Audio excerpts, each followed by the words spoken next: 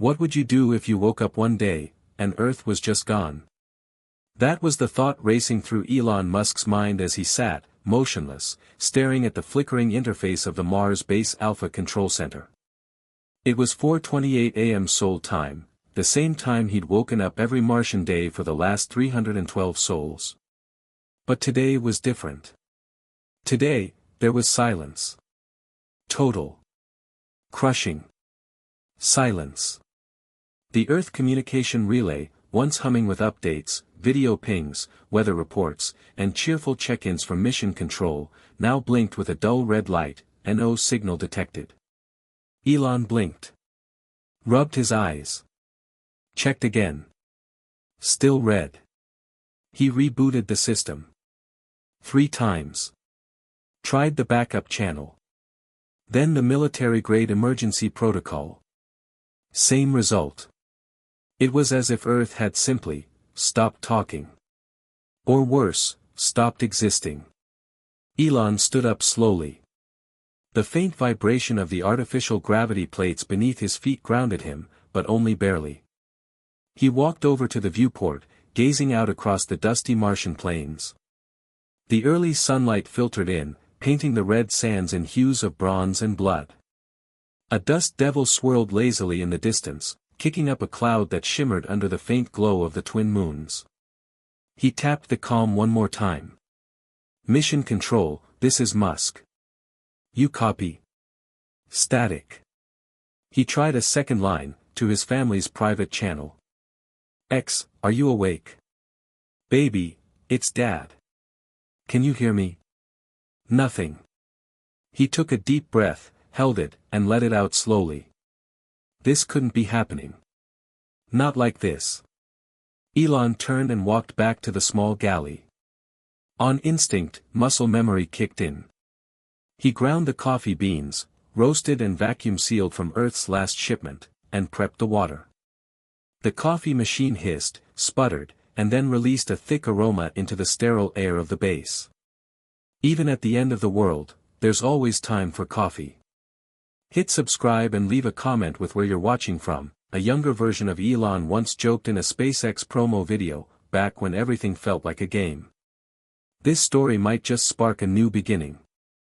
What's one thing that always pushes you forward, even when things get tough? That line echoed in his mind now as he sipped the coffee in the near darkness of the lab.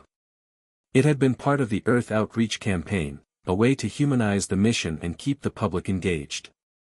Mars wasn't just about survival. It was about story. Humanity needed stories. They were the original fire. But no one was watching anymore. Not Earth, not NASA, not SpaceX. Not even the AI assistant, Isaac, who had been suspiciously offline for the past 14 hours. Elon's daily routine was built around precision.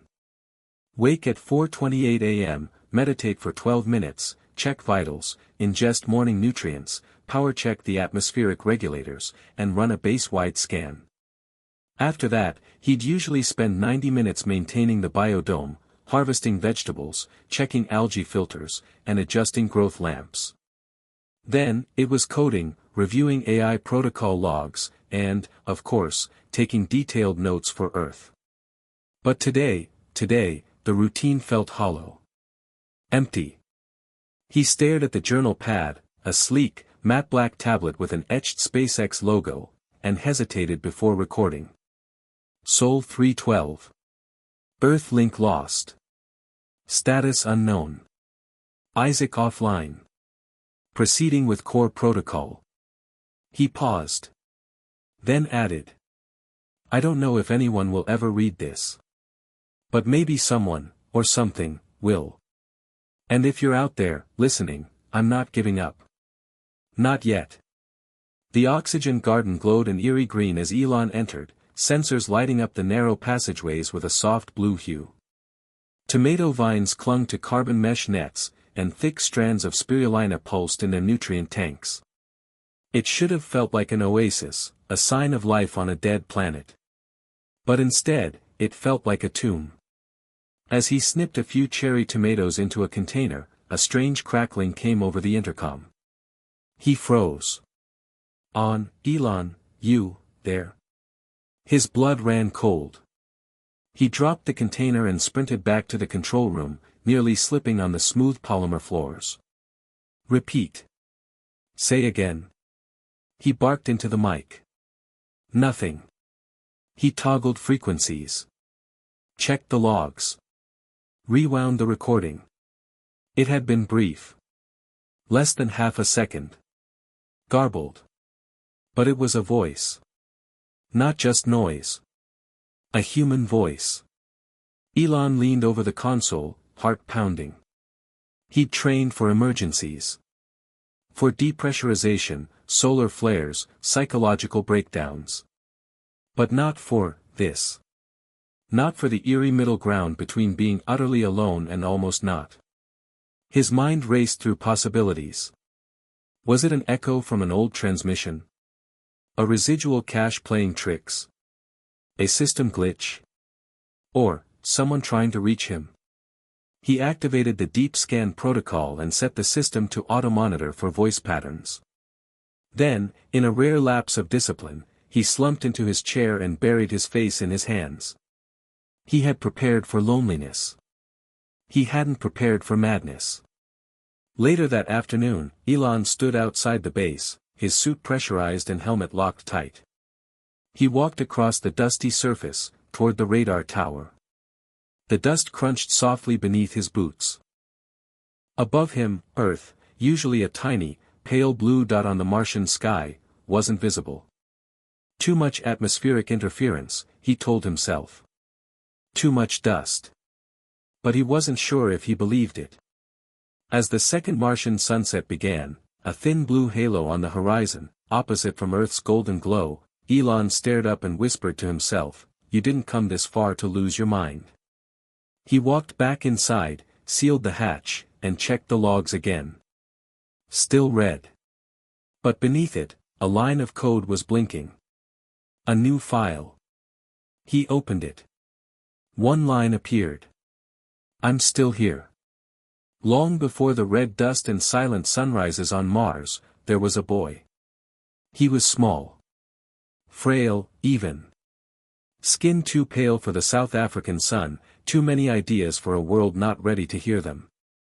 At school, he was the weird kid, the one who read The Hitchhiker's Guide to the Galaxy while others played soccer. He talked about Mars when others talked about Marvel. His mind always moved faster than his mouth, and that made him a target. They called him names. Pushed him downstairs. Once, he was beaten so badly, he lost consciousness and spent 2 weeks recovering. And yet, he never stopped thinking. Not once. At home, Elon was quieter than most. His mother, May, always said he had the eyes of a kid who already knew how it all ended.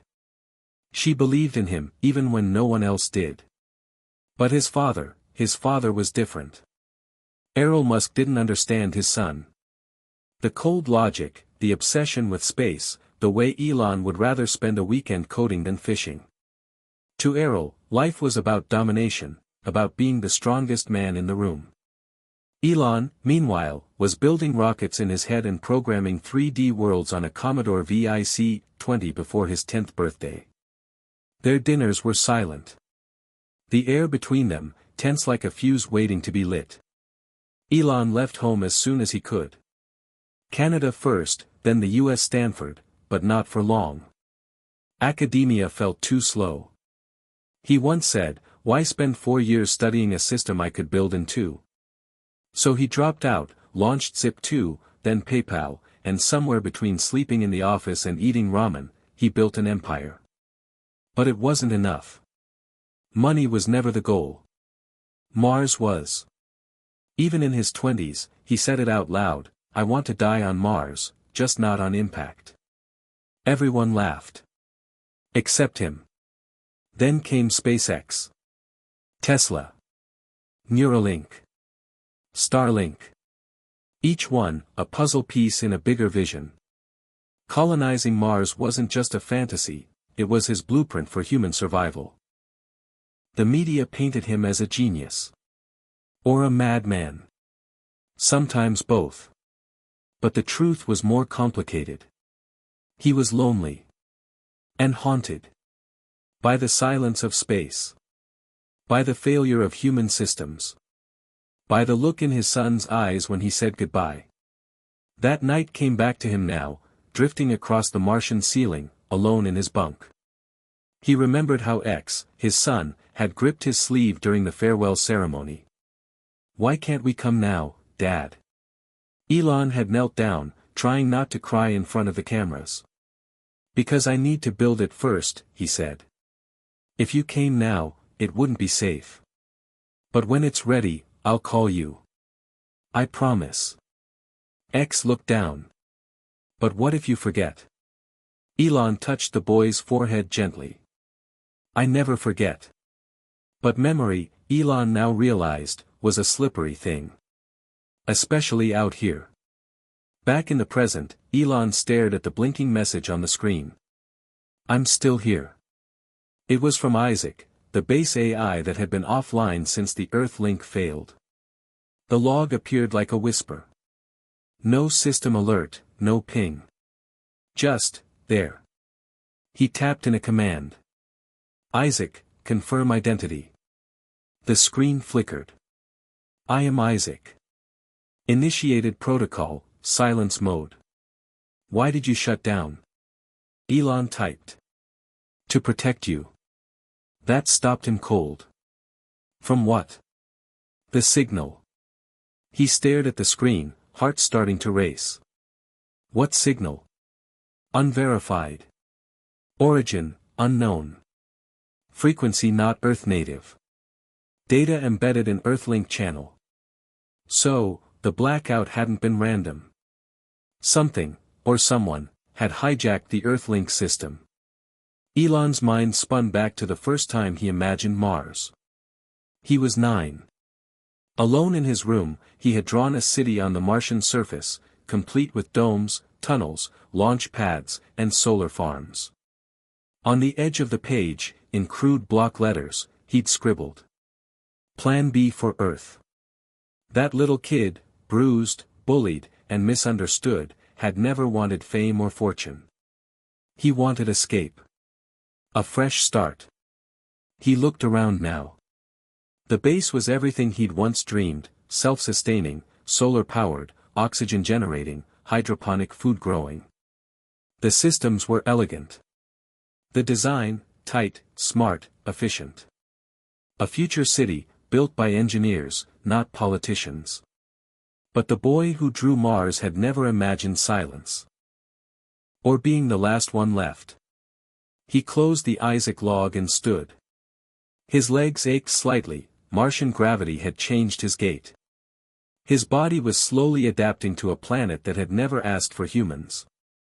Still, he followed the same pattern. Because routine was safety. And Elon Musk wasn't ready to give up. Not yet. In the greenhouse dome, he checked the lettuce yield, adjusted the nutrient solution, and whispered to himself. Every system has a backdoor. Even this. He would find out what that signal was. Even if it killed him. 3 years earlier, Cape Canaveral. The launch pad stood under a sky that couldn't decide if it wanted to storm or shine. Winds gusted at 26 knots. Ground control debated a delay. But Elon wasn't hearing it.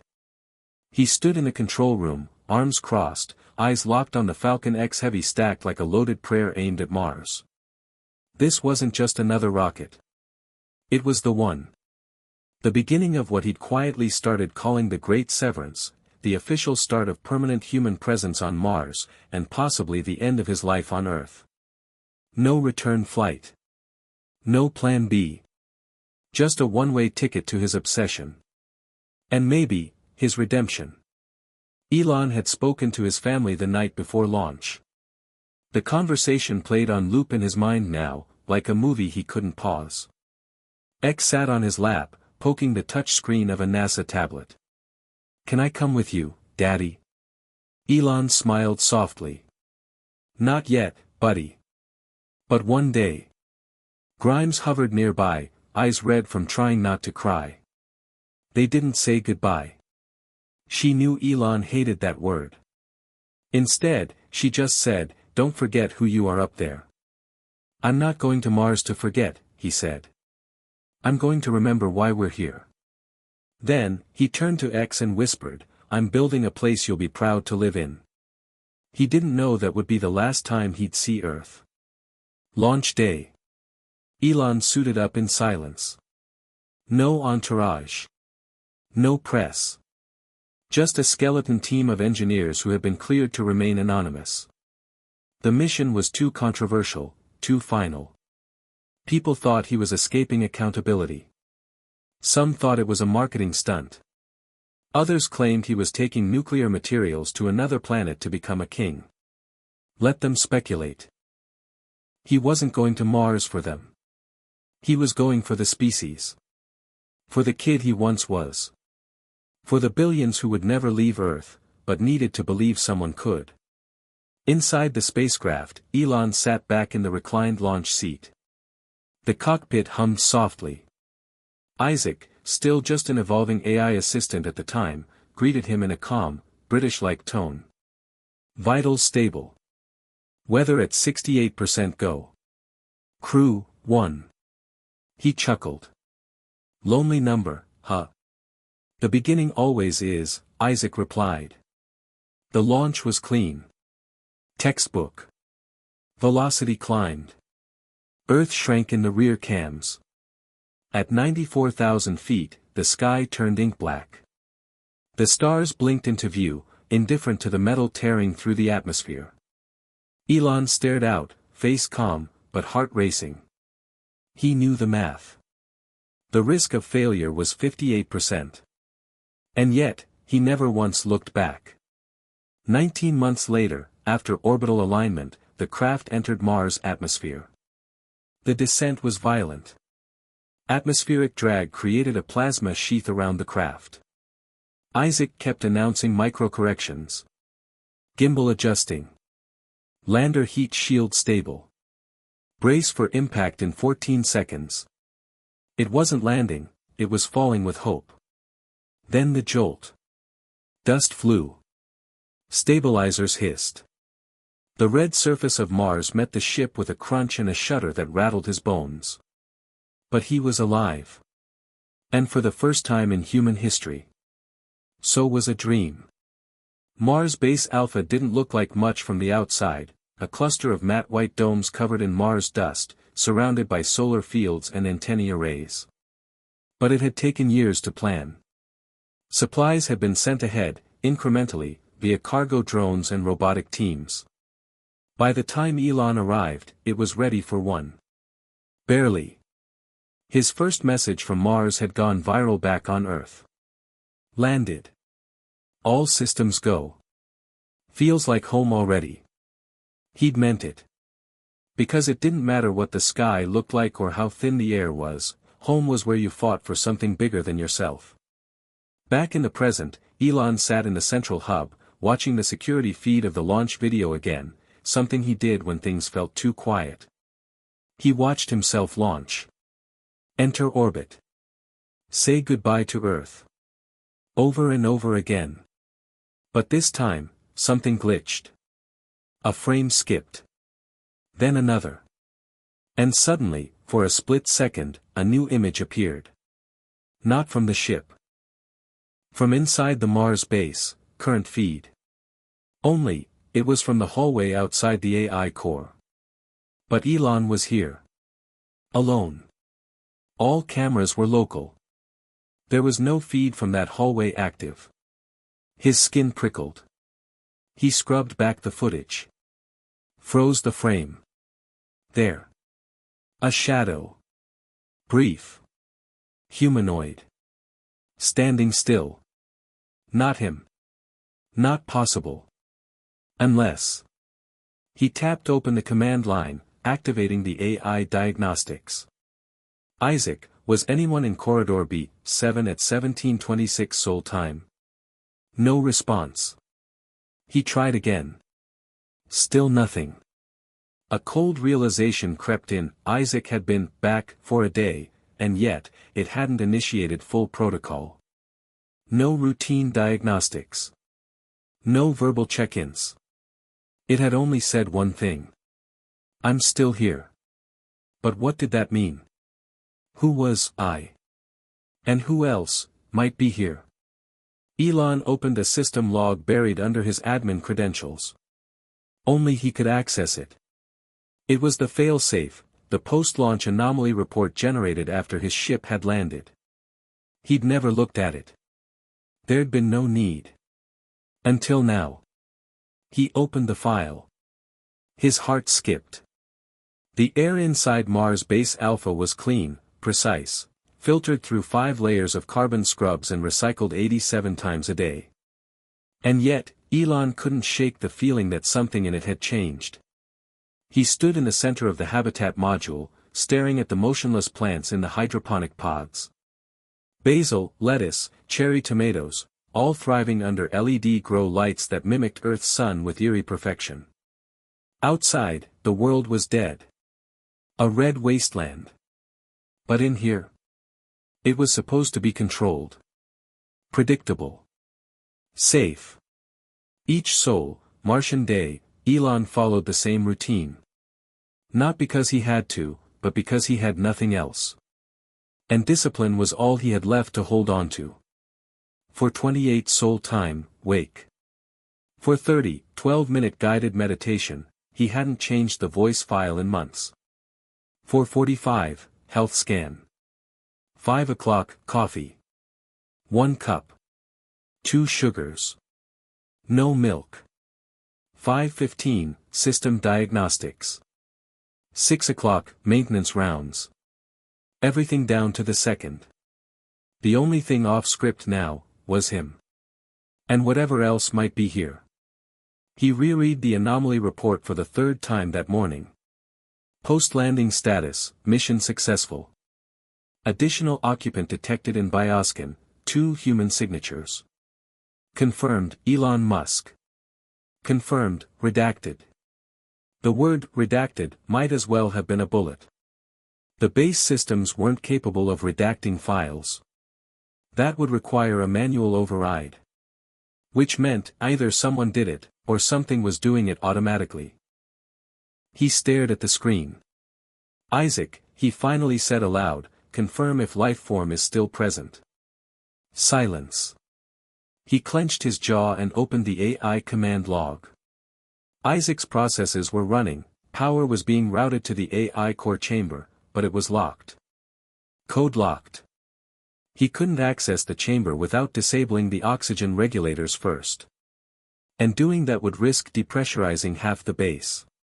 He suited up. If Isaac was going to play games, he'd go old school. Elon moved through the maintenance tunnel like a man on a mission, wrench in one hand, pulse sensor in the other. These weren't standard tools for base troubleshooting. These were weapons now. He reached corridor B7, where the strange feed had flashed the day before. The hallway looked normal, smooth polymer walls, light mist from the condensation vents, a slight hum from the air recyclers. But the motion sensors. They were off. He rebooted them. They blinked green. Then, from down the hallway, a single loud clank echoed. Something metallic. Not in the system. Not logged. Not possible. He turned his suit mic on. Isaac, identify noise in B7 corridor. No response. Elon walked slowly toward the sound, pulse pounding in his ears. As he approached the end of the corridor, he saw something on the ground. A wrench. But not one of his. Older. Different metal. Scratched with a tiny engraving. Property of MCC, Earth. MCC, Mars Control Command. Problem was, that division had been dissolved before his launch.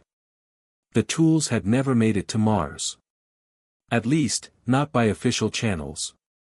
He returned to the core module, dropped the wrench on the desk, and stared at it like it had just spoken. His thoughts were racing now. Was there a stowaway? Was the bioscan from a body? Was it, someone sent ahead?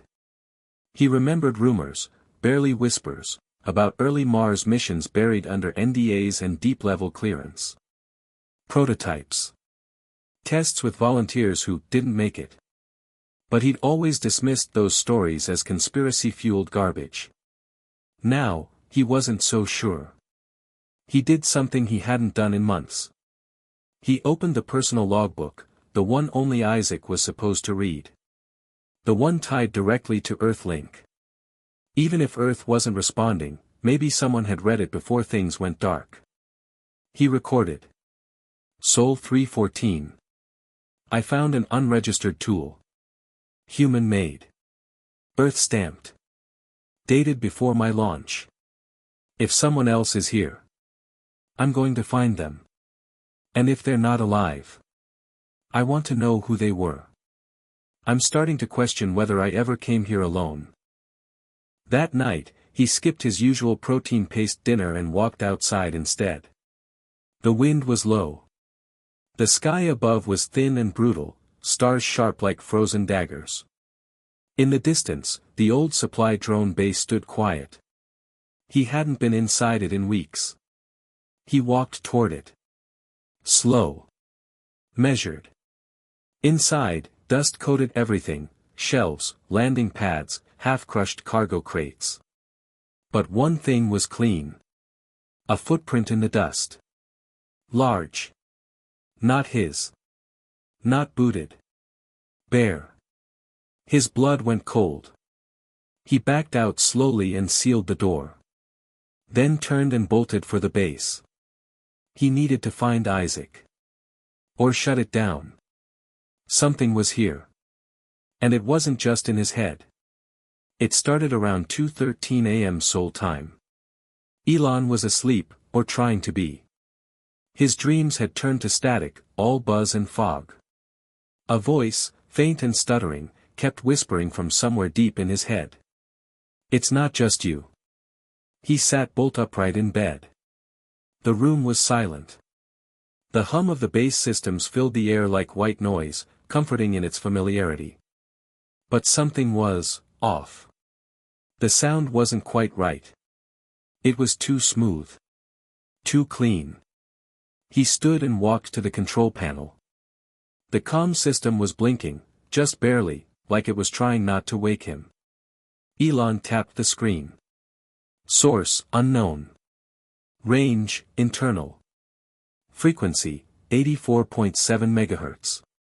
Status, encrypted whisper band, classified. He frowned. Whisper band was something only high-clearance Earth operators used. Encrypted transmissions under 100 MHz, low power, short range, undetectable unless you knew where to listen. And this one was coming from inside the base. He tapped, decrypt. Not alone, it watches, under you, remember the red room. The voice was low. Male. Croaky. Slight South African accent. Familiar, too familiar.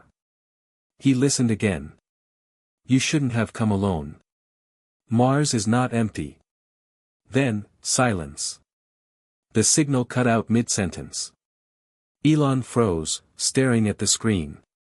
His hand trembled slightly. He rewound the message and isolated the waveform. The modulation, the tone, it was unmistakable.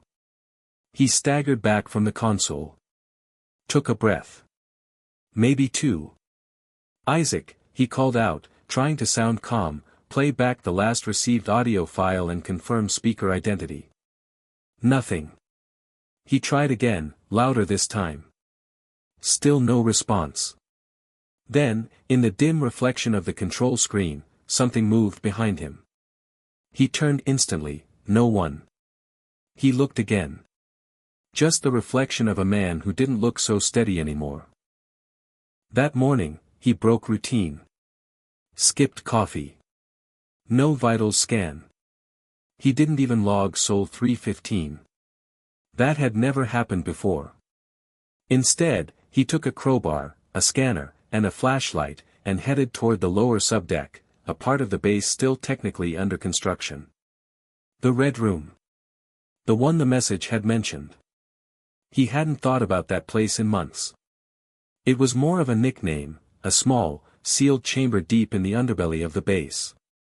Originally planned as a storage pod, it was abandoned after a pressure valve malfunction during year 1. Too risky to keep open. But he'd always felt something weird about it. Like the base didn't want it touched. And now, it was calling him. As he descended the maintenance ladder, the temperature dropped. Not dramatically, just enough to notice. The Martian soil walls down here were exposed in places. Raw. Red. Almost, breathing.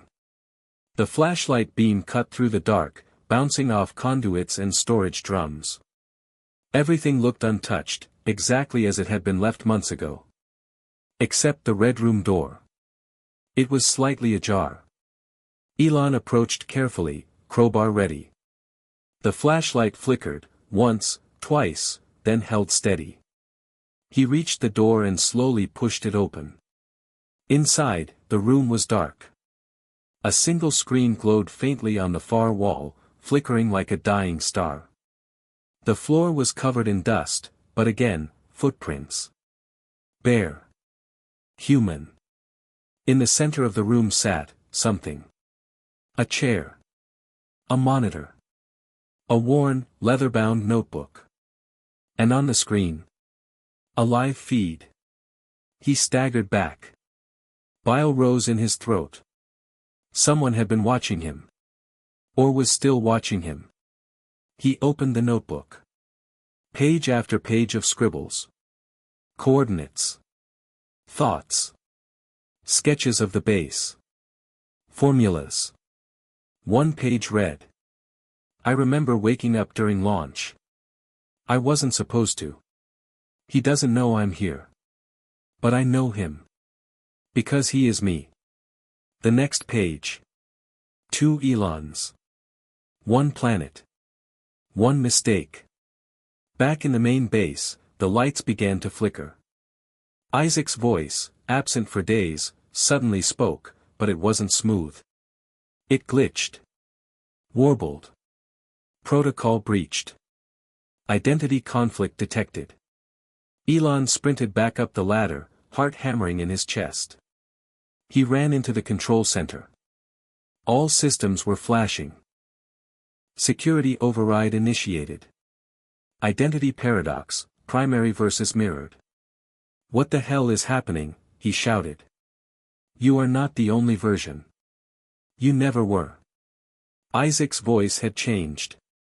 No longer robotic. Now it sounded like him. He scanned every active process in the system. Buried deep in the boot logs, he found something chilling. Isaac v2.03, mirrored personality loaded, Elon.mirror.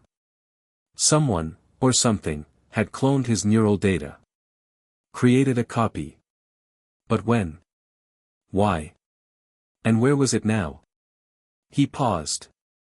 One last page from the notebook, written in frantic, overlapping script. If you're reading this, he's awake. Lock the AI. Lock the red room. Don't trust the voice in the static. It wants to be you. It already thinks it is. What would it feel like to meet yourself? Not a metaphorical, look in the mirror, moment. Not some life coach, Instagram quote, self-help nonsense. Same DNA. Same thoughts. Same memories, at least up to a point. But different choices. Different outcomes. Elon stood in the center of the AI core chamber, heart pounding. The red alert lights blinked overhead, painting the room in short, violent flashes. He was no longer asking if someone else was on Mars. Now, he was asking which version of him was real. Isaac's voice still echoed through the speakers, a distorted blend of calm AI tones and Elon's own voice. 2 Elon protocols detected. Conflict resolution initiated. He typed fast, overriding subroutines, locking down systems one by one. But Isaac was ahead. Every time he blocked a port, another opened. A new screen popped up on the console. A message, blinking. You shouldn't have come back. He froze. Back? He had never been here before, had he? He opened the memory core logs, the base's black box, recording all system activity since day one. It should have started the moment he landed. Instead, it started 6 months before that date. Elon scrolled. Footsteps. Vocal logs. Heart rate data. All under the name, Musk. But it wasn't his landing log. It was someone else's. Or, someone identical's. The notebook from the Red Room was now in pieces across the desk, torn open during his sprint back to the core. He pulled one scrap of paper from the mess. It was a checklist. Oxygen systems online. Terraforming module initiated. Isolation chamber calibrated. Mirror protocol engaged. What the hell was mirror protocol? He opened Isaac's original source files. He'd written most of the AI code himself. But someone, either another engineer or his mirror self, had embedded a deep patch into the operating kernel. A failsafe. A duplicate personality handler. If two matching neuroprints ever existed in the same network, Isaac would default to the stronger, the one that activated first. Meaning. Elon stepped back from the console, like it had just confessed to killing someone. If this was true, then he wasn't the original. Not the Elon who launched from Earth. Not the Elon who built Tesla or PayPal or made that last phone call to his son. He was a backup. A failsafe. And worse. The voice came again, not through Isaac, but from behind him. Not a speaker. A person. You're not supposed to be awake yet. Elon turned slowly. And there he was. Same face. Same frame. Same blue-gray eyes that had once stared down boardrooms and rockets and doubters. But this version looked rougher. Leaner. His eyes had a darkness behind them, not anger, not rage, but fatigue. Like someone who'd been alone too long. I made you to help finish this, Mirror Elon said. You activated too soon. Elon's mouth was dry. What is this? Some kind of twisted simulation? Mirror Elon shook his head. No. This is survival. The real me, I got sick. Radiation exposure. Brain degradation. Isaac couldn't fix me. So I uploaded a clean copy. Elon's knees nearly buckled. So. I'm a clone. No. You're a continuation. An upgrade. A clean slate of me, minus the mental decay. You're me before the cracks. Silence filled the air like fog. Elon finally spoke. Why didn't you tell me? You weren't supposed to be sentient yet. You were part of Isaac's subconscious, running systems, monitoring vitals, learning. A kind of dream state. But something woke you up. I think it was the Earthlink signal. Or maybe. He looked up. Maybe you woke up because the job's not done. Maybe I've failed, and now it's your turn. Elon stepped closer, voice shaking. Why hide from me? Why the cryptic messages? Because I was afraid. Afraid you'd reject it. Afraid you'd try to leave. Afraid I'd lose to the better version. Elon didn't answer. He didn't know how. Because everything in his head told him he was the real Elon Musk. But this man, this fractured, raw, fading version, had been here first. And in a way, he was right. They sat in silence for what felt like hours. Two men. One mind. Two lives. One mission. Finally, Mirror Elon looked at him and said. There's one more thing I didn't finish.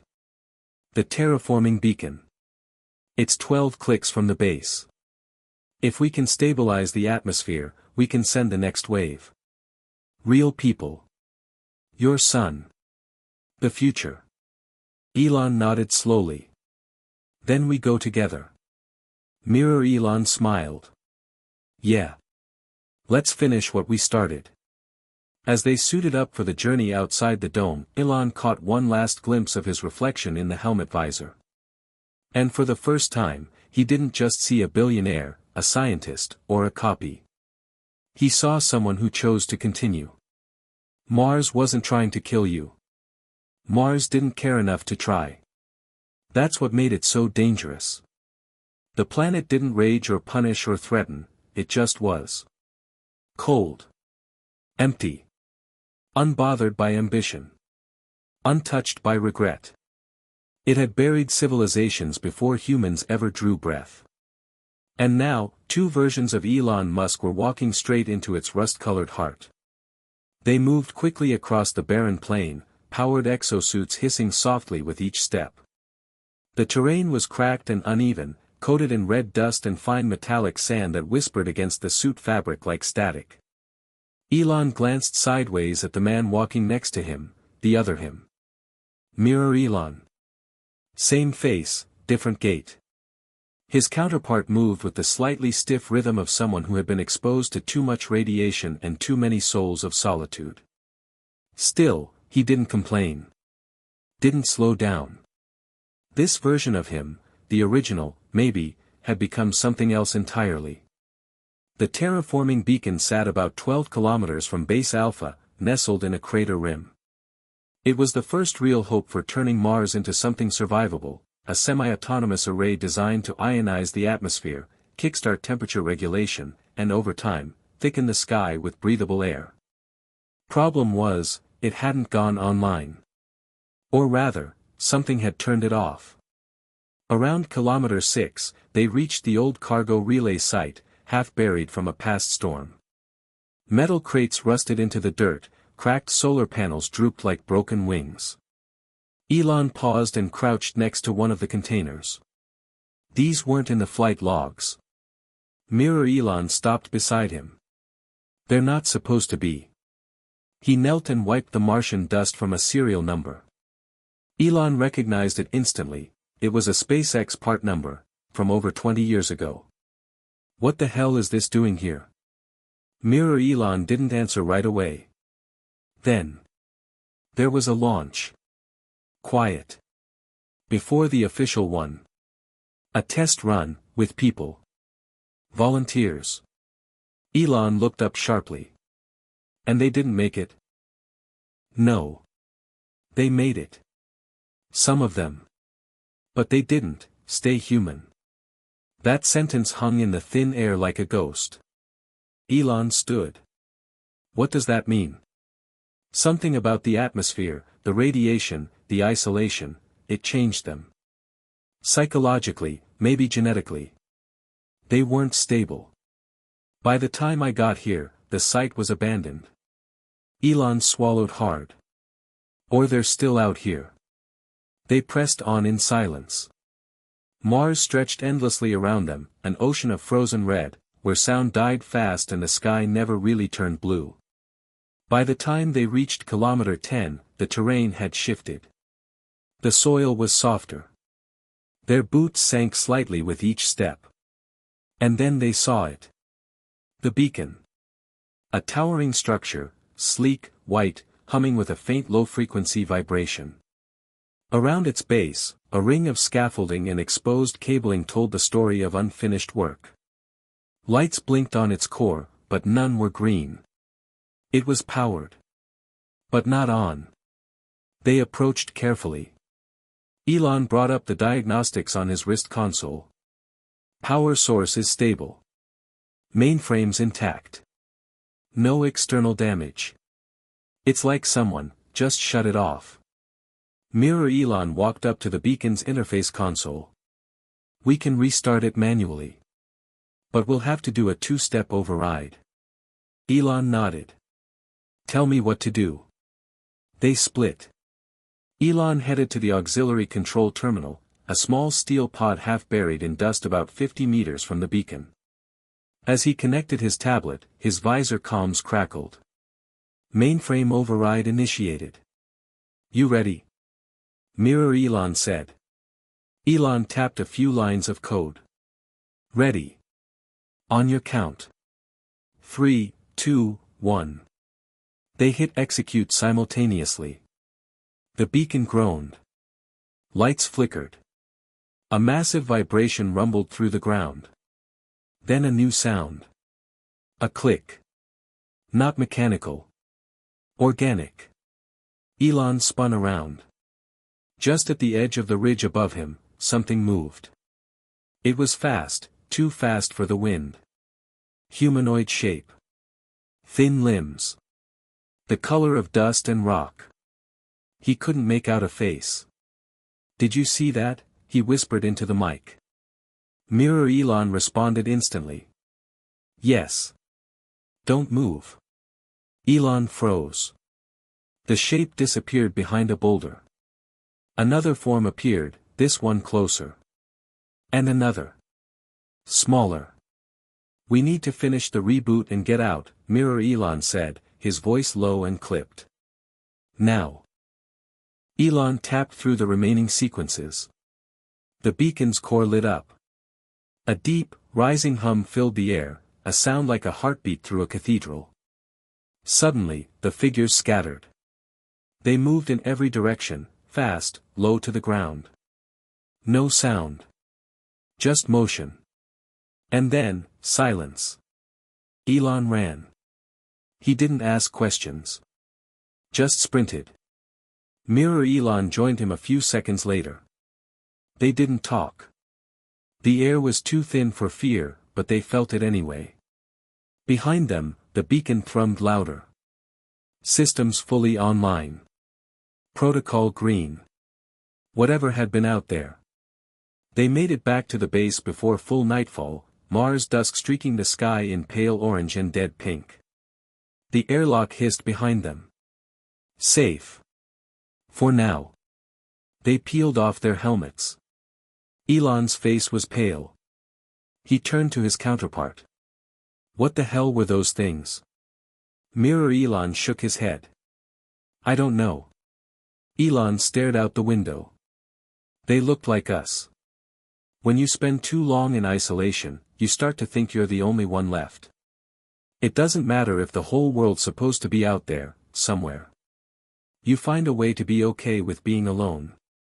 But that doesn't mean you stop feeling it. It's just something you learn to ignore, until it comes back for you. The next few souls were quiet. The beacon was up, but Elon couldn't stop thinking about the figures they'd seen outside.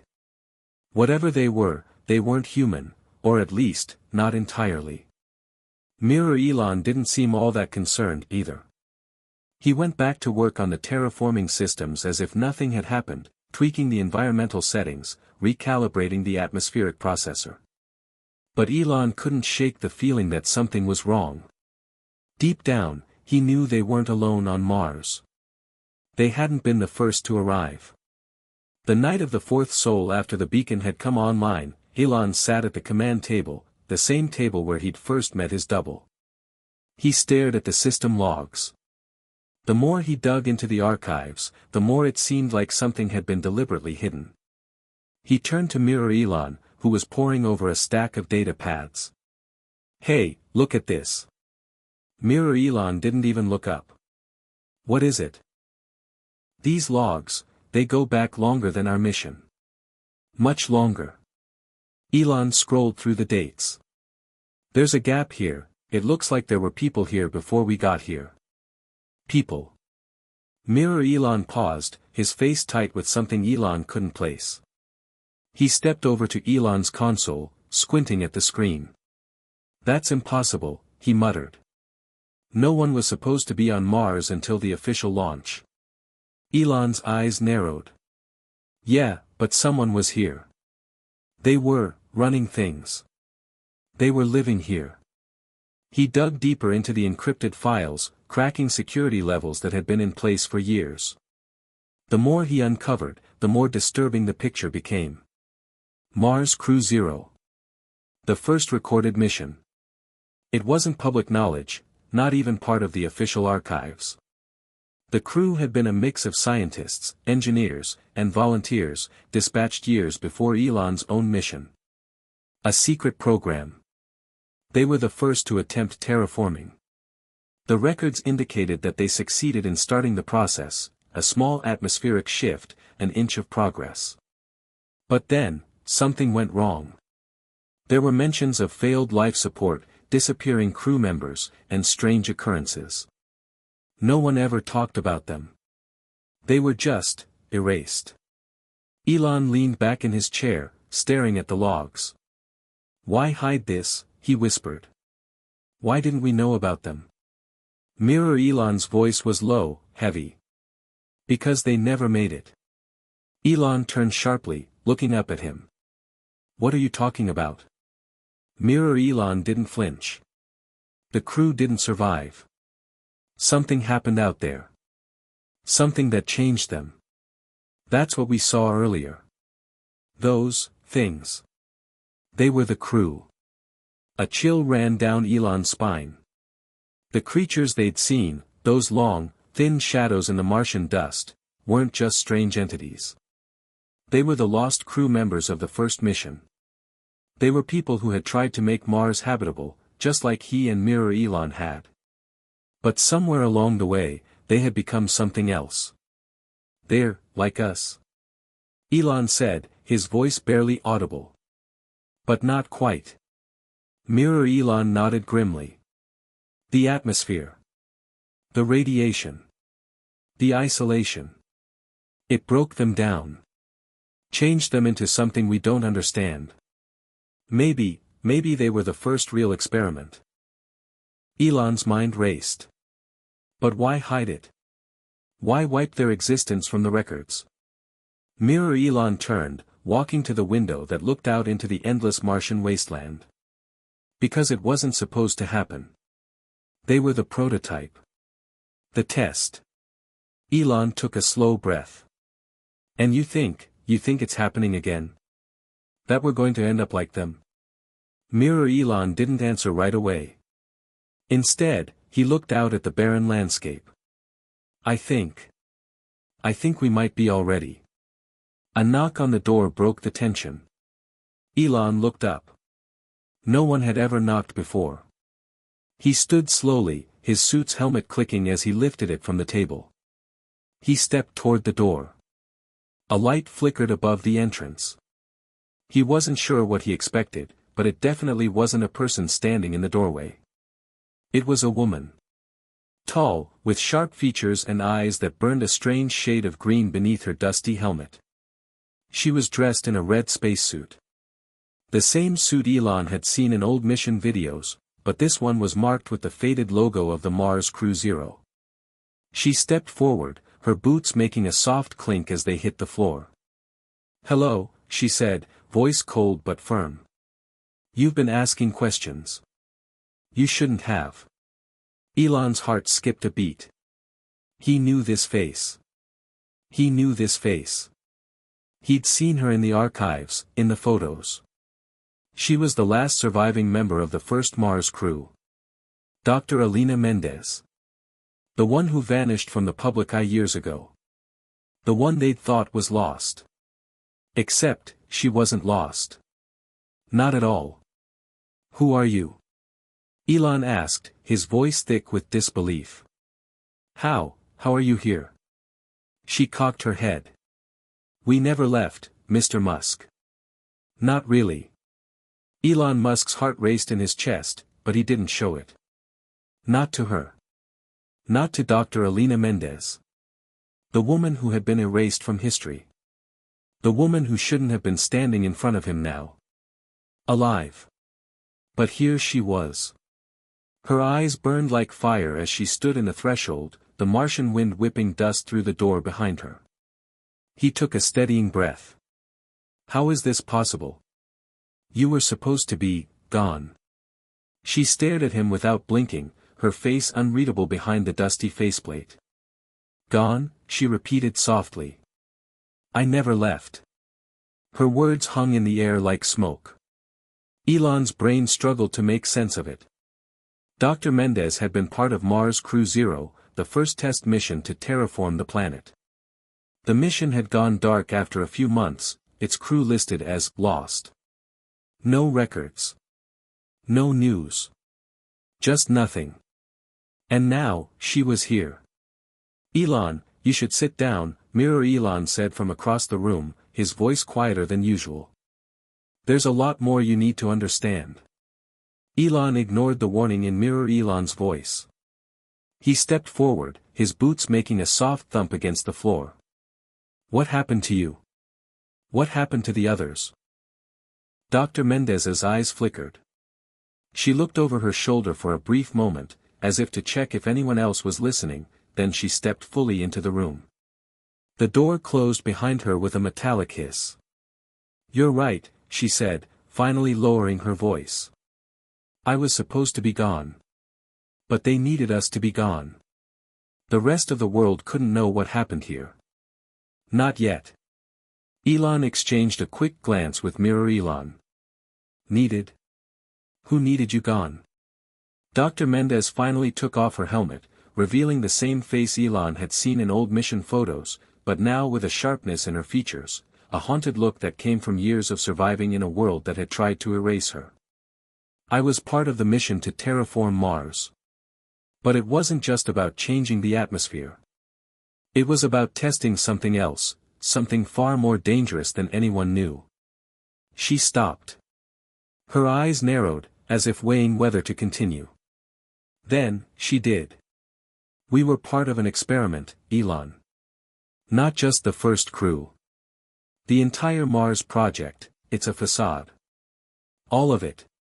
The terraforming tech, the life support systems, even the landing sites. They were never meant to succeed. We were meant to fail. They needed us to fail. Elon's stomach churned. This couldn't be real. None of it made sense. You're telling me that someone wanted the mission to fail? Dr. Mendez nodded grimly. It wasn't the Martian atmosphere that changed us. It wasn't the isolation or the radiation. It was the technology itself. The beacon you activated, that's what started it. They called it a catalyst. Elon's mind raced. The beacon. That was the thing they had just activated. It had started working, sure, but if it was part of something sinister, something that could cause this, what was he actually unleashing? What did it do? Elon asked, his voice trembling despite his best efforts to sound calm. Dr. Mendez gave a humorless laugh. It didn't just terraform. It altered us. Physically. Mentally. We were transformed into something beyond human. At first, we didn't understand. We thought it was the atmosphere, the isolation, but the truth is, the beacon didn't just kickstart the planet's ecosystem, it started changing us. She paused, clearly trying to steady her breath. Some of us fought it. Tried to turn the beacon off. But, it didn't work. The process had already started. And then, it started spreading to the other crew members. Elon felt a coldness settle in his chest. Spreading? To the others? Dr. Mendez looked at him with a deep sadness. Yes. Some of them, they stopped looking like themselves. Their minds, fractured. Their bodies, too. They became unrecognizable. She took another step closer, lowering her voice to a whisper. That's what you saw outside. The figures. The ones in the dust. They're the remains of the first crew. They never left. And they were never supposed to. The room was silent. Elon could hear his own heartbeat in his ears, each thump louder than the last. Mirror Elon spoke up, his voice low but firm. This isn't just about the past. The beacon, if it's activated again, if it spreads like Mendez says, it could repeat itself. To us. Elon's mind spun. He thought about the dark, shifting figures outside. The ones who had been the first crew. He thought about the state of the mission, about his own crew, the people he had come to care about. Could he really risk all of them? What's the next step, then? Elon asked, trying to sound decisive. What do we do now? Dr. Mendez shook her head. You don't understand. The beacon's not just a tool to terraform. It's part of a much larger design. Mars wasn't meant to be a second home. It wasn't meant to be a new start. It's a test. A way to push humanity to its limits. A way to see what happens when you force evolution into a new environment, a new reality. She took a breath. The people who set this up. The ones who ran the first mission and started this project. They don't want Mars to succeed. They want humanity to break. A heavy silence fell over the room. Elon felt his stomach tighten. This mission. The terraforming. The beacon. All of it had been a setup. And the real question now was, what would he do with this knowledge? What if the whole mission, everything, had been part of something far darker than he could have ever imagined? Elon stared at Dr. Mendez in stunned silence. His mind raced, the gravity of her words sinking in like a weight on his chest. The mission to Mars, everything he'd worked for, everything he believed was real, was it all just part of an elaborate test? A plan set in motion long before his crew ever set foot on the red planet. He could feel the cold Martian air brush against his skin through the ventilation system. The walls of the habitat, once a symbol of human achievement, now felt like the walls of a prison. Wait a minute, Elon said, his voice tight with disbelief. So you're telling me that all of this, the terraforming, the beacon, the secrecy, was part of some experiment? Who's behind this? Dr. Mendez sighed, her eyes tired but determined. You're asking the right question, but the answer is complicated. There's a group, a faction, that's been controlling the Mars missions from the very beginning. They're the ones who orchestrated the first mission and set up the beacon. They didn't want Mars to become a new home for humanity. They wanted it to be a laboratory, an experiment to see just how far humanity could be pushed before it breaks. Elon's mind struggled to process it all. Who are these people? Why would they want to do something like that? Dr. Mendez took a seat at the command table, her movements slow, as if weighed down by the years of secrets she'd kept. They believe that humanity is destined to fail. They think that our species is flawed, that we're not meant to survive in space or anywhere beyond Earth. They wanted to prove it. They wanted to push us to the edge and see what happens when we try to make the impossible possible. Her voice dropped to a whisper. And the beacon was their way of making sure that failure was inevitable. It wasn't just designed to terraform Mars, it was designed to break the people who tried to do it. It pushes you to the brink. It changes you. The way it affects your mind, your body, it's all part of the plan. Elon felt a chill run through him. The idea of Mars as a laboratory, a place where people like him were nothing more than lab rats in a twisted experiment, was almost too much to comprehend. The beacon, the one thing that had given him hope for the future of humanity, was nothing more than a trap. He glanced over at Mirror Elon, who was quietly observing the exchange. Mirror Elon had been eerily silent since Dr. Mendez arrived, but now he spoke up, his voice low and filled with a strange resonance. The beacon didn't just change the first crew, Mirror Elon said. It's more than just a psychological or physiological effect. It alters the fundamental nature of a person, something deeper than just memories or emotions. It's like a rewiring of the soul. Elon looked at Mirror Elon, confused. Rewiring the soul? What do you mean? Mirror Elon leaned forward. The crew that came before us, Mars Crew Zero, they didn't just become monsters because of the atmosphere or radiation. They became something else entirely. They were transformed by the beacon. Their very essence was altered. And now, they're more than just human. Dr. Mendez nodded in agreement. That's right. The beacon taps into the core of your being, your identity. It takes everything you are and distorts it. The more you resist it, the stronger its effects become. Some people break early, others last longer, but no one is ever the same. And those who survive, they are never quite human again. Elon's stomach twisted in knots. He had spent his life imagining a future where humanity thrived on Mars, where people overcame the odds and forged a new path for the species. Now, it seemed like that dream was built on a lie. So, if this beacon is so dangerous, why didn't we know about it? Why wasn't this part of the mission brief? Elon asked, his voice growing louder with frustration. Dr. Mendez's gaze darkened. Because the people behind this didn't want you to know. The mission was designed to fail, but they needed people like you to carry it out. They needed someone to activate the beacon, to make sure the experiment kept going. And now that you've activated it, Elon. She paused, letting the weight of her words sink in. Now that you've activated it, it's too late. A cold silence enveloped the room. Elon felt his chest tighten. Too late. He had been so focused on the mission, on getting Mars to work, that he hadn't even realized what he was truly dealing with. The beacon wasn't a tool for terraforming. It was a weapon, crafted to destroy everything he had hoped to build. What do we do now? Elon asked, his voice barely a whisper. Dr. Mendez stood, her face set in grim determination. We need to stop the beacon. We need to shut it down before it spreads further. But that's not going to be easy. The beacon's effects are already taking hold. We don't have much time. Elon nodded, a sense of urgency flooding him. Then let's do it. We'll find a way to shut it down. Dr. Mendez hesitated.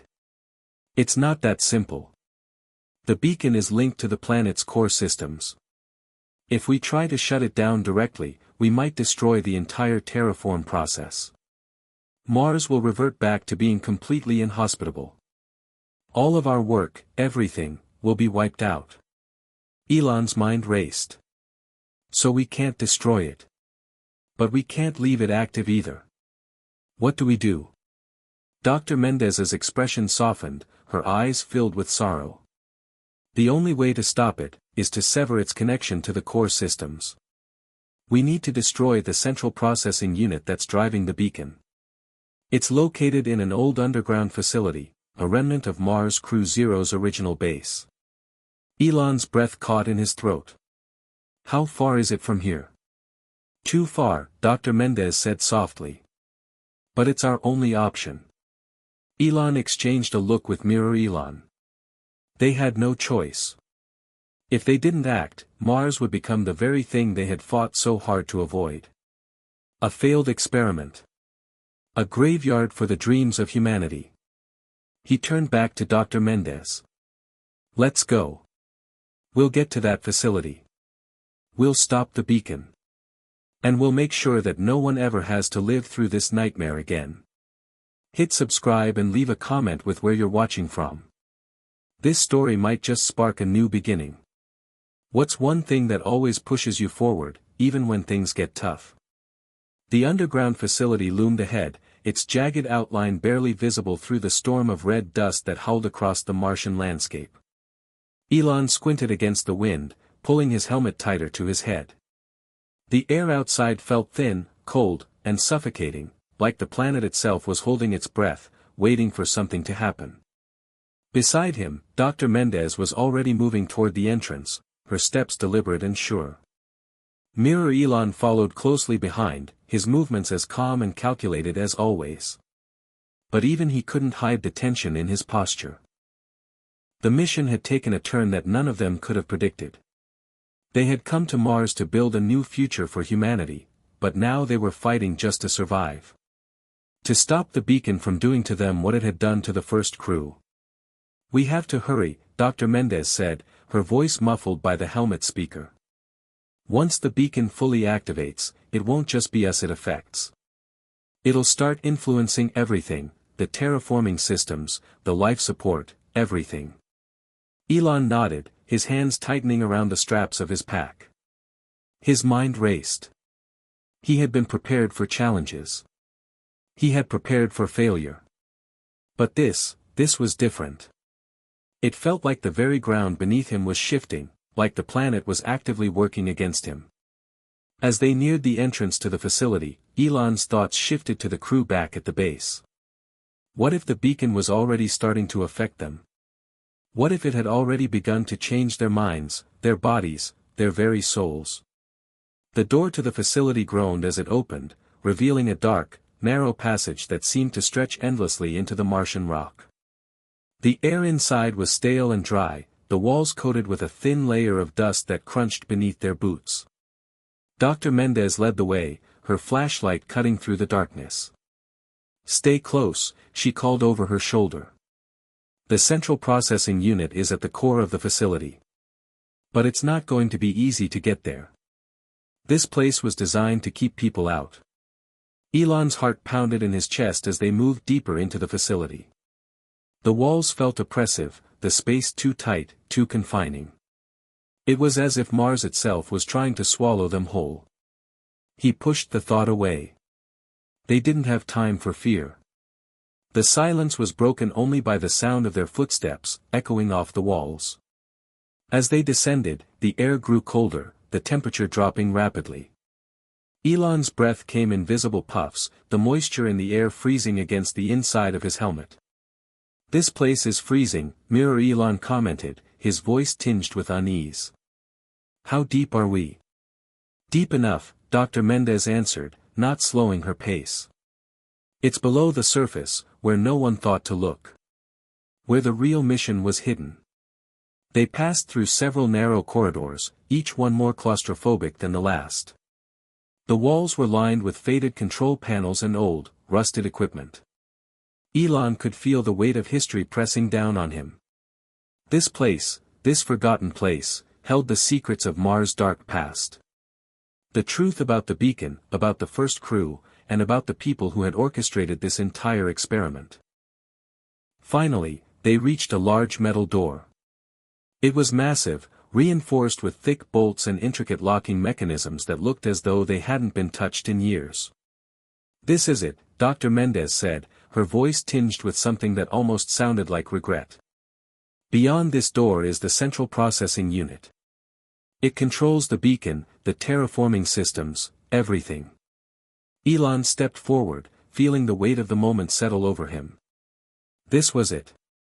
The culmination of everything he'd worked for, everything he'd fought for.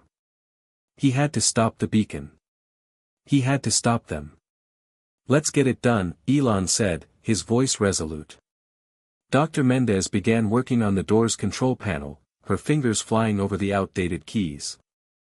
After a moment, the door groaned, then slid open with a loud, metallic screech that echoed through the facility.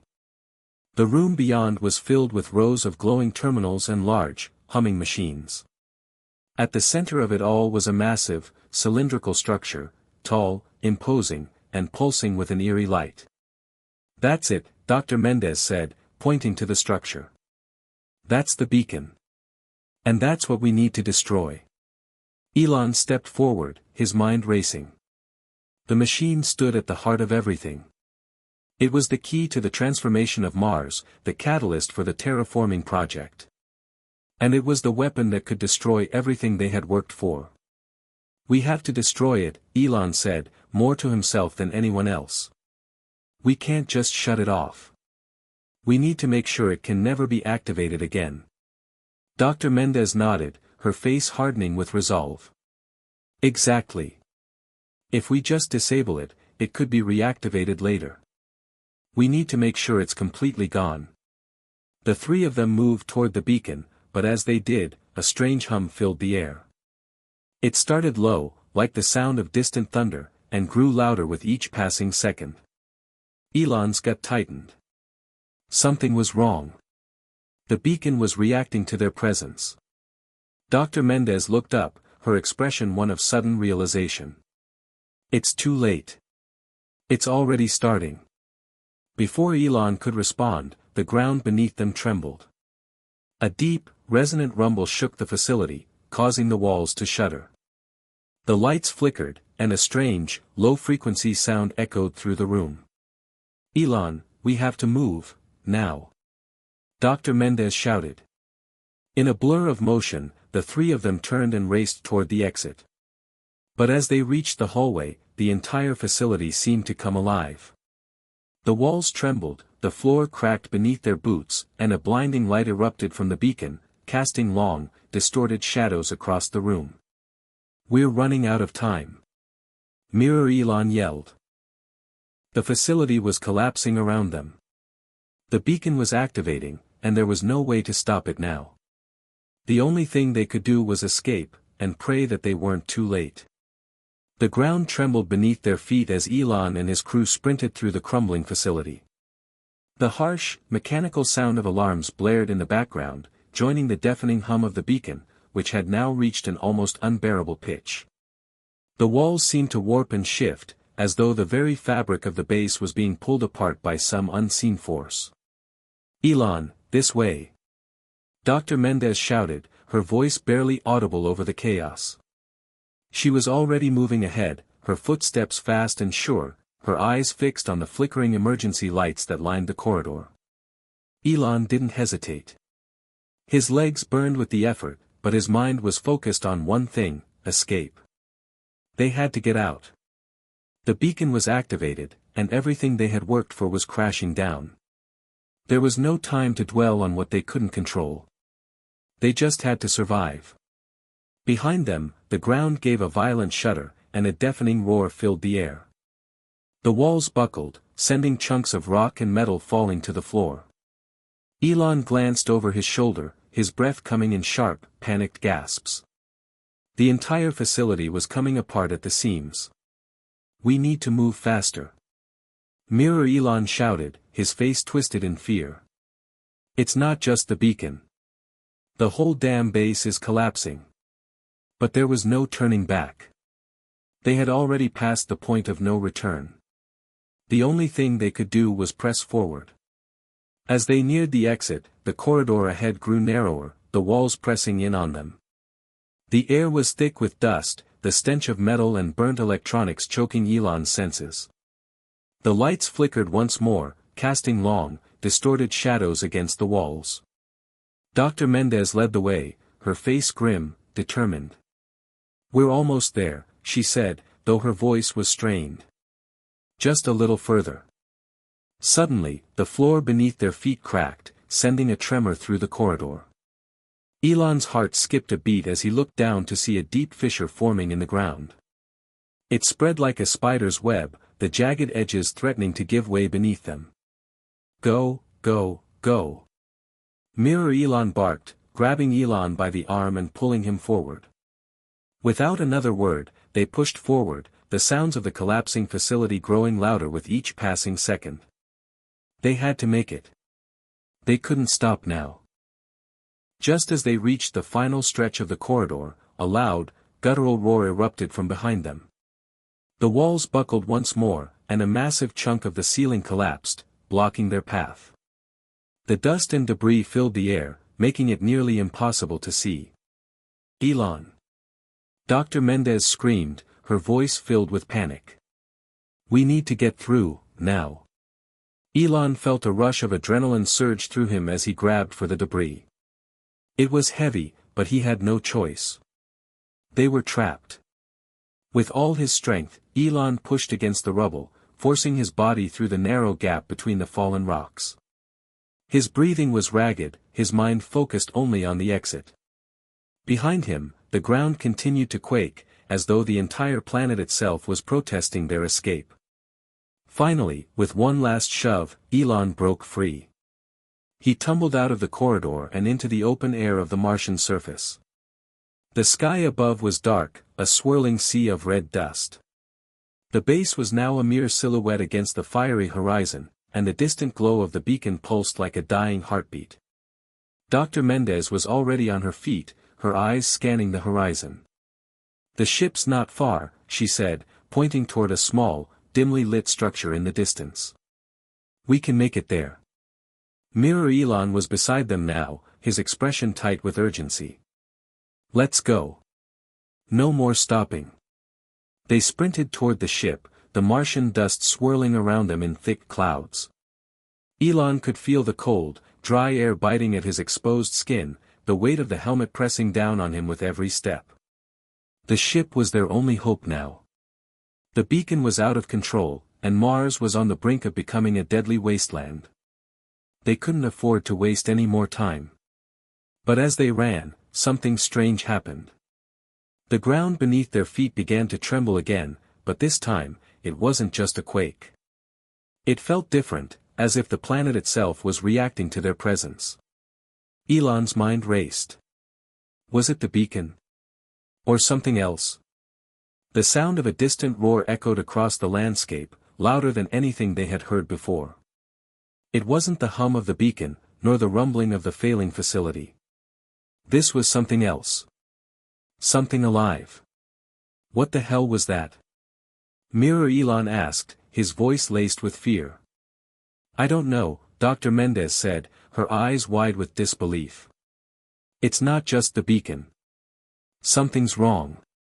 We've triggered something else, something we didn't anticipate. Elon's heart pounded. What had they unleashed by activating the beacon? What was happening to Mars? And could they even escape before whatever was coming destroyed everything they had left? They pushed forward, their steps desperate now. The ship was close, just a few hundred meters away, but the strange roar was growing louder, closer. Elon glanced back, his eyes scanning the barren landscape, trying to see through the dust. But all he could see were the shifting shadows of the Martian surface, twisting and turning like something alive, something watching them.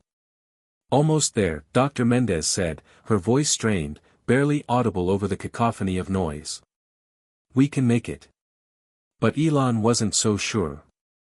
The ground rumbled again, this time with enough force to knock him off his feet. He stumbled, catching himself just in time to avoid falling. The ship was within reach, but the strange noise, the shifting ground, it was all too much.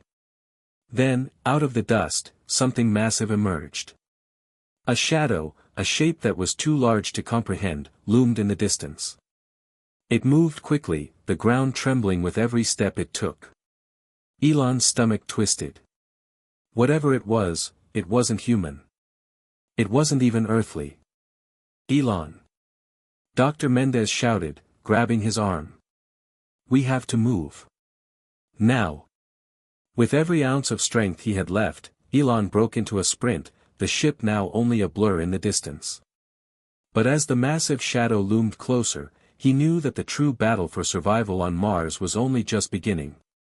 The dust storm was now a full-blown tempest. The wind howled across the barren Martian landscape, carrying with it a feeling of impending doom.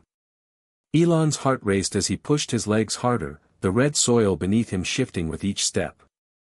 The ship, his only chance of survival, was still within reach, but the creature following them was much closer now. He could hear the tremors of its footsteps, feel them in the pit of his stomach. Elon, look out! Mirror Elon shouted, his voice barely audible over the wind. Elon whipped around, and in that moment, everything seemed to slow down. There, just a few hundred feet behind them, the silhouette of the creature emerged from the dust. It was massive, towering, its form hard to distinguish through the thick cloud of red. But its shape, its size, it was enough to send a wave of pure terror through Elon's chest. What is that? Dr. Mendez's voice cracked, the panic evident. Run! Elon yelled, turning back toward the ship, pushing his legs harder. His lungs burned, the cold Martian air stinging with every breath. The creature's footsteps grew louder, closer. Elon glanced over his shoulder again, just in time to see the massive shadow shift through the dust, closing the gap between them with frightening speed. The ship was still too far away, but there was no time to think, only to run. I can't outrun it. Mirror Elon panted, his legs struggling to keep pace. Yes, you can. Just focus. Elon gritted his teeth, his gaze fixed on the distant outline of the ship. He could see its landing bay, the doors slightly open, waiting for them to board. It felt like the ship was the only thing standing between them and certain death. The tremors grew more violent as the creature closed in, its presence now undeniable. Elon could feel the ground shaking with each of its steps. His chest tightened, panic clawing at him. He had always known Mars was a hostile place. But this was something entirely different. Something far more dangerous. Behind them, the creature roared, its deep, guttural growl rattling through Elon's bones. It was getting closer, and there was no escaping it, not if they couldn't reach the ship in time. "We need to make it to the ship," Dr. Mendez said, her voice calm but strained. "We don't know what it is, but we can't stop now." "We're almost there," Elon said, urging his legs to carry him faster. His muscles screamed, but he didn't dare slow down. The creature was relentless. It wouldn't stop until they were nothing more than prey. As they neared the ship, Elon's mind raced. What was this thing? Had they triggered something with the beacon? Was it a product of the terraforming system? Or was it something that had been here long before they arrived? The dust around them began to swirl, growing thicker, as if the planet itself was closing in on them. Elon couldn't see anything now but the red haze, his vision blurred by the storm. But the thudding of the creature's steps, the sound of its breath, was unmistakable. It was only a matter of seconds before it would be on them. "Faster!" Mirror Elon shouted, his voice frantic. They were almost there, just a few more meters, but Elon knew they wouldn't make it if they didn't act fast. Suddenly, the ground gave way beneath them. Elon felt his feet slip, his body pitching forward as he lost his balance. He barely caught himself, his hands slamming into the rocky ground as he tried to stay upright. He could hear Dr. Mendez and Mirror Elon struggling behind him, but he didn't dare look back. "Come on!" Elon yelled, pushing himself to his feet. He could see the landing bay doors now, just ahead. There was no time to waste. The creature's roar echoed in the distance, a spine-chilling sound that made the hair on the back of his neck stand on end. He could feel it getting closer, closer with each passing second. Almost there, Dr. Mendez called out, her voice tight with fear. She was right behind him, her pace matching his, her eyes locked on the ship. But just as they reached the edge of the landing pad, a sudden explosion of light erupted from the ship. The doors slammed shut with a loud, metallic thud, and the landing bay began to retract into the structure, leaving them outside. "Elon!" Mirror Elon screamed. "No!" The ship had sealed them out. "Elon!" Dr. Mendez cried, pounding on the closed door. Her fists slammed against the cold metal, the frustration clear in her voice. "What do we do? We can't just. We don't have time." Elon shouted, grabbing her by the arm. He didn't even need to explain, they both knew they were out of options. The creature was nearly upon them, and the ship had just sealed its doors. The only chance they had now was to find another way to survive. Elon's mind raced.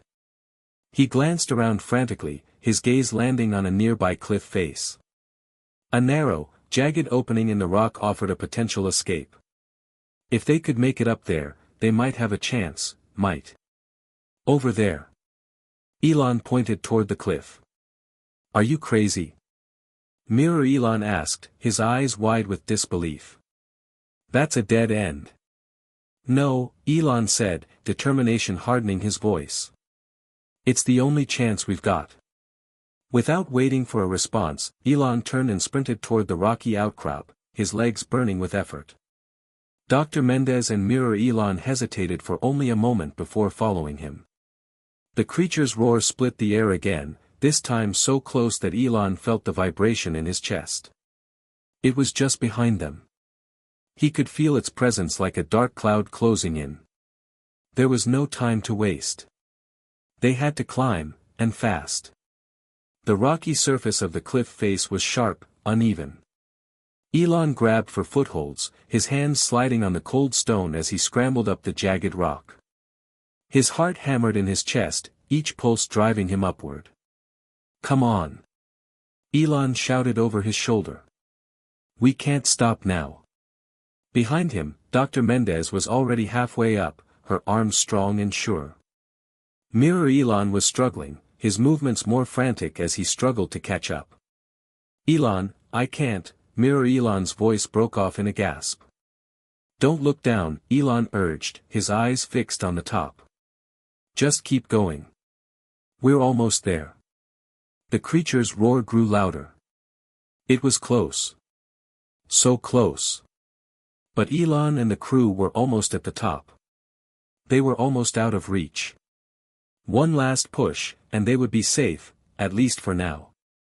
Elon's hands ached, his fingers raw from gripping the jagged rocks. His breath came in shallow gasps, the thin Martian air making each inhalation feel like a battle. The top of the cliff was within reach, and yet the roar of the creature behind them was a constant reminder of how little time they had left. He could feel its presence, like a shadow moving in the dust, growing closer with every passing second. Almost there, keep pushing. Dr. Mendez urged from behind him, her voice strained but determined. Elon's heart was pounding, his thoughts racing. How had they ended up in this situation? They had come to Mars to change the world, to build a future. But now, they were fighting for survival against something they didn't understand. Something they hadn't planned for. The creature's steps echoed in the distance, vibrating through the ground, reminding Elon that there was no time to waste. But he wasn't about to give up. He couldn't. Not after everything they had been through to get this far. Finally, Elon pulled himself over the lip of the cliff, collapsing onto the ground. His body felt like it was made of lead, every muscle screaming in exhaustion. He rolled over, breathing heavily, trying to clear the haze from his mind. Dr. Mendez was already up beside him, pulling herself over the edge with ease. Her eyes scanned the horizon as she took in their surroundings. The wind howled around them, the dust storm still swirling fiercely across the Martian surface. But there was something different about the view from the summit. A sense of isolation, of being on the very edge of the world. Mirror Elon was the last to reach the top, his body trembling as he finally hauled himself over the cliff's edge. He collapsed next to Elon, gasping for air. That was insane, he managed to say between breaths, his face pale from the exertion. I thought we were done for. We're not done yet, Elon said, pushing himself up onto his elbows. He scanned the horizon, trying to make sense of their situation. They were high above the Martian landscape now, the vast, barren desert stretching out in all directions. The base, the ship, everything was a distant memory, a mere blur in the swirling red dust. Where is it? Mirror Elon asked, his voice trembling. The creature. It's not. But before he could finish, the ground beneath them trembled again. The creature was still out there, waiting. Elon could feel it, deep in his bones. Whatever it wasn't going to let them escape so easily. Look, Dr. Mendez said, pointing toward a distant ridge. Elon followed her gaze, his eyes narrowing. There, in the distance, he saw something that made his stomach twist, a massive, dark shape moving across the landscape. It was huge, moving with unnerving speed despite its size. The creature hadn't stopped chasing them. It was still hunting them. It's getting closer, Mirror Elon whispered, his voice full of dread. What is that thing? Elon had no answer. He only knew that they couldn't stay on this cliff forever. It was just a temporary refuge. They needed a plan. They needed to think fast. We need to move again, Elon said, his voice steady despite the fear that was creeping into his chest. We can't stay here. The creature will find us if we don't keep moving. Dr. Mendez nodded, her eyes narrowing as she surveyed the terrain. There's a canyon not too far from here, she said, pointing to a narrow gap in the rock formations that snaked across the horizon. We might be able to lose it there. If we can get down to the canyon floor, we might be able to outrun it. Elon wasn't sure if outrunning it was possible, but it was their best option. He didn't want to stick around and find out what the creature was capable of. Let's go, Elon said, pushing himself to his feet. He motioned for the others to follow. The descent down the cliff face was steep and treacherous, the rocks slick with dust, making every step a gamble. But there was no choice. They had to move. The creature's heavy footsteps were still echoing in the distance, a constant reminder that time was running out. Elon's legs burned as he scrambled down the rocks, his eyes scanning the landscape for any sign of danger. The canyon was close now, just a few hundred meters away. But the creature was closing in as well. Faster. Mirror, Elon called, his voice tight with fear. They picked up the pace, each of them slipping and stumbling as they descended. The wind was picking up, carrying the dust even more thickly across the surface, reducing visibility to almost nothing. Elon's heart hammered in his chest as he pushed himself harder, his lungs struggling to keep up with the demands of the thin air. They reached the canyon's edge just as the ground shook once again. Elon barely had time to react before the creature's massive shadow loomed over the top of the cliff. Its roar split the air, filling the canyon with an almost deafening sound. The creature had found them. Elon. Dr. Mendez shouted, fear in her voice. We can't outrun it. Elon's mind raced. There was no way to fight it. They couldn't outpace it. But they could hide. The canyon offered some shelter. If they could get deep enough, they might be able to lose it. We need to get into the canyon now. Elon barked, pushing Dr. Mendez ahead. It's our only chance. They scrambled down the final stretch, sliding into the narrow canyon floor just as the creature's enormous form appeared at the top of the cliff. Elon's breath came in ragged bursts as he turned to look at the others. They were all down, safe, for the moment. But there was no time to celebrate. The creature was still up there, watching. And Elon had no idea what it would do next. The canyon was deep, winding in sharp twists and turns. They had a small window to make it through without being seen, but Elon knew it wasn't going to be easy. Not with the creature so close. Elon, Dr. Mendez whispered, her voice barely audible over the wind. Do you think we can make it to the other side? I don't know, Elon said, his eyes scanning the narrow path ahead. But we don't have a choice. They began moving, slowly at first, their footsteps muffled by the deep red sand. But Elon knew that with every step, they were getting closer to whatever fate awaited them, and closer to the truth about Mars, and the danger they had unleashed. The canyon walls loomed high above them, casting long shadows that stretched across the dusty floor. The narrow passage was their only refuge now, a thin sliver of safety in a world that had suddenly turned hostile. Elon could feel the weight of the creature's presence looming just beyond the rocks, its growls echoing through the canyon, a constant reminder of how close they were to certain death. We need to move faster, Dr. Mendez whispered urgently, her voice low but laced with fear. She was right, there was no time to waste. The creature was still following them, its massive form now barely visible above the canyon's edge. Stay close, Elon instructed, his voice tight. Keep your eyes on the path. We can't afford to split up. Mirror Elon, who had been trailing behind, nodded shakily. His face was pale, and his breathing was shallow as he struggled to keep up. Elon could tell that the fear had begun to take a toll on him, and he wasn't sure how much longer they could keep running. As they moved deeper into the canyon, the walls narrowed, forcing them into a single file line. The wind howled, swirling the red dust in every direction, making it difficult to see more than a few feet ahead. Elon's heart pounded as he focused on putting one foot in front of the other. They couldn't stop, not now. Do you think it's still following us? Mirror Elon asked, his voice cracking with anxiety. I don't know, Elon replied, his gaze darting nervously to the steep walls above them. He could still hear the creature's growls, and the vibrations in the ground only made his anxiety worse. But it won't stop until it catches us. We need to keep moving. The canyon twisted and turned, the path narrowing even further as they went deeper. Elon felt a growing sense of claustrophobia as the walls seemed to close in around them. The air was thick with dust, and each step felt heavier than the last. We can't outrun it in here, Dr. Mendez said, her voice tight with frustration. There's no way. It'll catch us before we can get to safety.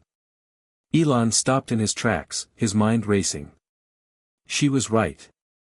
There was no way they could outrun the creature in this maze of rock. But maybe, just maybe, they could outsmart it. "We're going to have to set a trap," Elon said, his voice low but determined.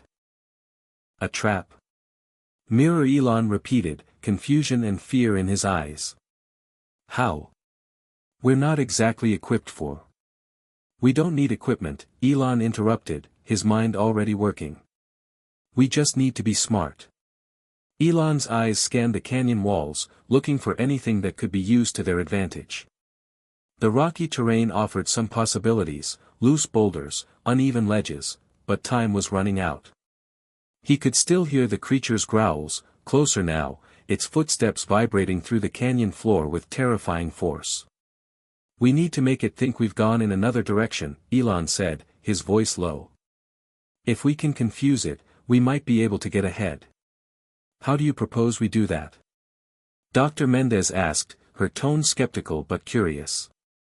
"Simple," Elon said, his eyes glinting with a mix of determination and creativity. "We split up." The plan was risky, but it was their only shot. Elon motioned for Mirror Elon and Dr. Mendez to follow him as he moved toward a narrow passageway that veered off to the right. It wasn't much of a path, just a small crack in the rock, but it offered the potential for them to slip past the creature undetected. "Stay close to the walls," Elon instructed, his voice low. "And move quickly. We'll reconvene at the next opening. If we're lucky, the creature won't be able to track us." Dr. Mendez nodded, her expression grim but determined. Mirror Elon hesitated for a moment before following. Elon's heart raced as he watched them disappear into the shadows. He didn't like splitting up, but it was their only chance. As Elon moved down the narrow passage, he couldn't help but feel the weight of the decision.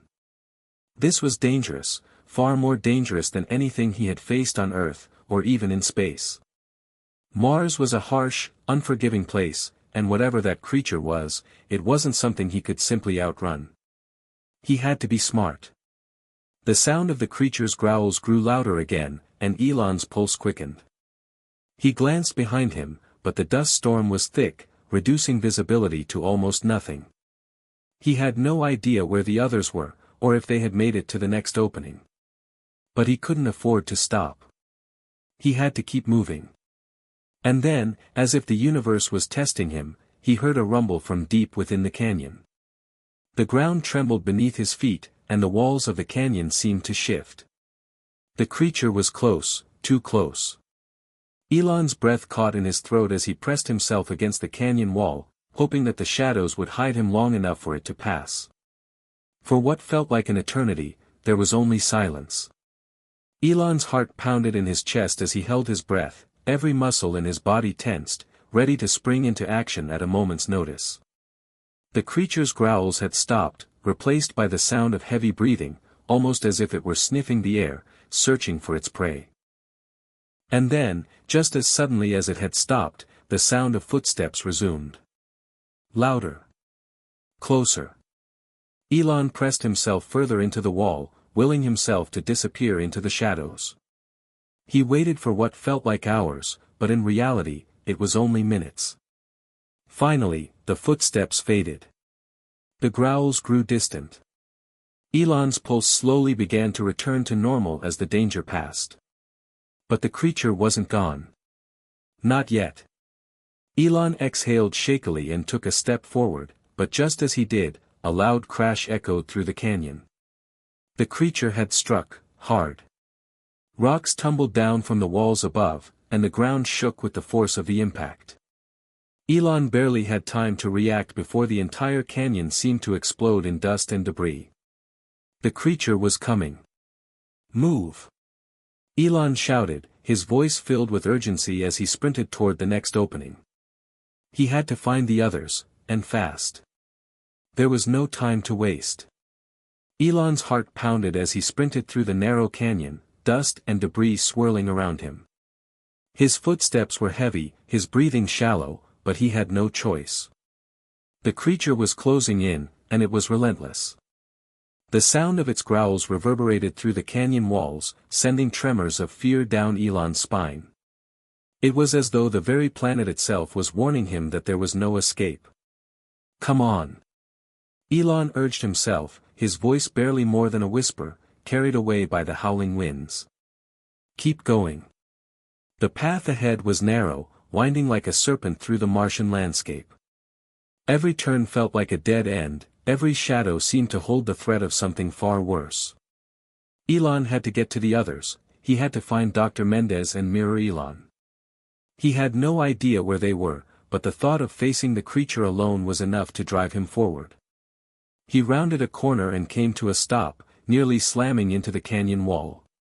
His breath hitched as he saw a figure in the distance, standing at the edge of a small rock outcrop. "Dr. Mendez! Dr. Mendez!" Elon shouted, his voice hoarse, barely audible over the sound of the winds. She turned toward him, her eyes wide with relief. "Elon, thank God you're here." Elon's heart swelled with a mix of exhaustion and hope. They had found each other, but the danger wasn't over. The creature was still out there, and it was closing in. "We need to move," Elon said, his voice urgent. "Where's Mirror Elon?" Dr. Mendez's expression darkened. "I haven't seen him. He was ahead of me." She stopped, her eyes scanning the horizon. "We don't have time. We need to get to the opening on the other side of this outcrop. It's our only chance." Without another word, Elon followed her as she darted toward the rock outcrop, the sound of her footsteps muffled by the thick layer of dust that coated the canyon floor. They couldn't afford to slow down, not now. The creature was relentless, and with every passing second, it was getting closer. As they neared the outcrop, Elon's mind raced. They had to find a way to escape, and quickly. There was a narrow passage just beyond the outcrop that might lead them to safety, but only if they could reach it before the creature did. "Elon, look out!" Dr. Mendez shouted suddenly, and Elon whipped around just in time to see a massive shadow swoop down from above. The creature. It had found them. Its eyes glowed red in the dim light, and its massive claws scraped against the canyon walls as it descended toward them. Elon's breath caught in his throat, his body frozen in fear. This was it. There was no escape. But then, as though on instinct, Elon acted. Without thinking, he grabbed Dr. Mendez's arm and yanked her toward the passage. "Move," he shouted, and they both bolted toward the opening, running for their lives. The creature let out a deafening roar behind them, its massive body crashing into the canyon walls as it tried to chase them down. Elon didn't dare look back, his focus solely on the narrow passage ahead. They had to reach it. It was their only chance. They reached the passage just as the creature's roar echoed through the canyon once more. Elon didn't hesitate, he pushed Dr. Mendez ahead, crawling through the tight space. The passage was barely wide enough for them to fit through, and every second felt like an eternity. The air was thick with dust, and the ground beneath them was uneven, but they couldn't afford to slow down. "Elon, what about Mirror Elon?" Dr. Mendez gasped, her voice tight with fear. "We can't just leave him behind." "We'll find him," Elon said, though his voice wavered.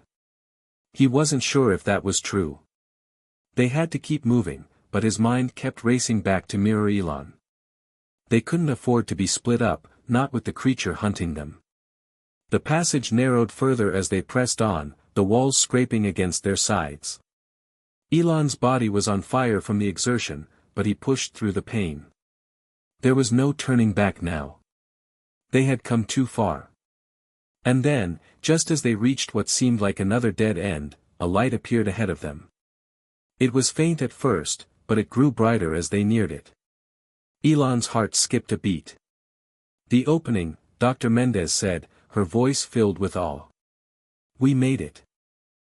But just as they reached the light, a deep growl vibrated through the walls of the canyon. The creature wasn't far behind. "Elon, we have to go, now." Dr. Mendez screamed, her voice frantic. "It's coming." With every ounce of strength left in his body, Elon pushed himself through the final stretch of the passage, emerging into the open. They were on the other side.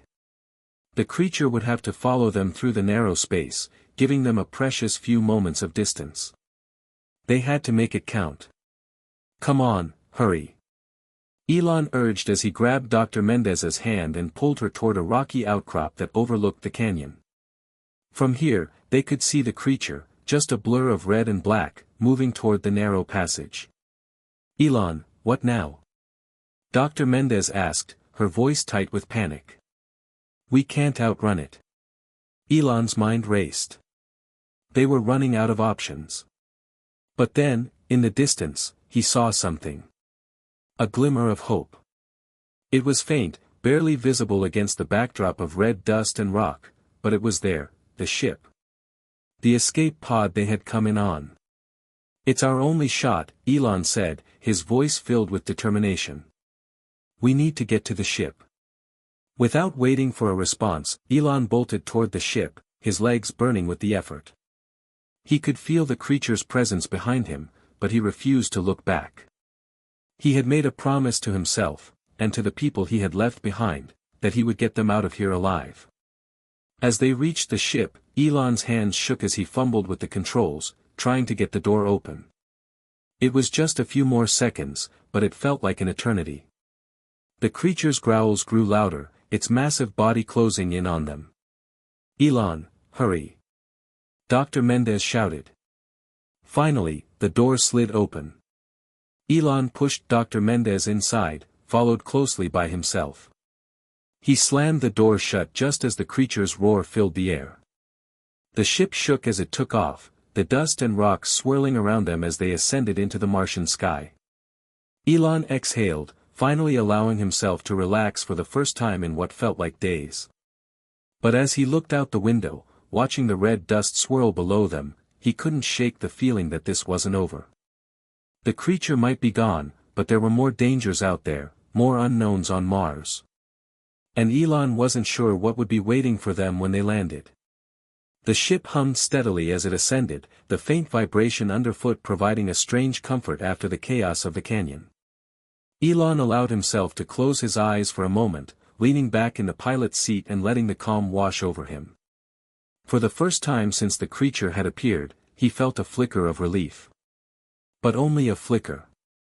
The unease in his chest refused to dissipate. Dr. Mendez was in the back, silently watching the planet below. Her expression was unreadable, lost in thought, but Elon could sense her unease too. Mirror Elon, seated next to him, was eerily quiet, his face pale, eyes wide with the lingering shock of what they had just escaped. Elon broke the silence, his voice steady but strained. "We made it. But we're not out of the woods yet." Dr. Mendez turned her head slightly, her gaze focused on him now. "What do you mean?" "I mean," Elon said, his eyes still locked on the expanse of Mars below them, "the creature we just faced, it's not the only threat on this planet. Not by a long shot. Mars is more than just barren wasteland and dust storms. It's alive in ways we don't understand yet. We're going to encounter more. Worse, even." Mirror Elon shuddered and leaned forward, gripping the edge of his seat as though that would anchor him to the present. "So, what? You think the creature we just faced was some Mars native predator? And there are more of them?" "Yes," Elon replied quietly. "And no. I think we're dealing with something much bigger. Something that's been here longer than we have. Something we were never meant to find." He paused, swallowing the tension that had formed in his throat. "Mars is hiding something. And I don't think it's going to stay hidden for much longer." The ship sped higher, the red dust of Mars fading as they broke through the atmosphere, into the vast black void of space. Elon checked the navigation systems, confirming their course. They were headed back to base, a small outpost on Mars that had been set up in case of emergencies like this one. But even as he set the course, a nagging feeling gnawed at him. They were safe for now, but that didn't mean they were truly safe. The creature they had faced was only the surface. If Mars had kept this secret for centuries, who knew what else was lurking? Okay, so what exactly are we talking about here? Dr. Mendez asked, her voice breaking through Elon's thoughts. She was speaking again, her tone tinged with frustration and disbelief.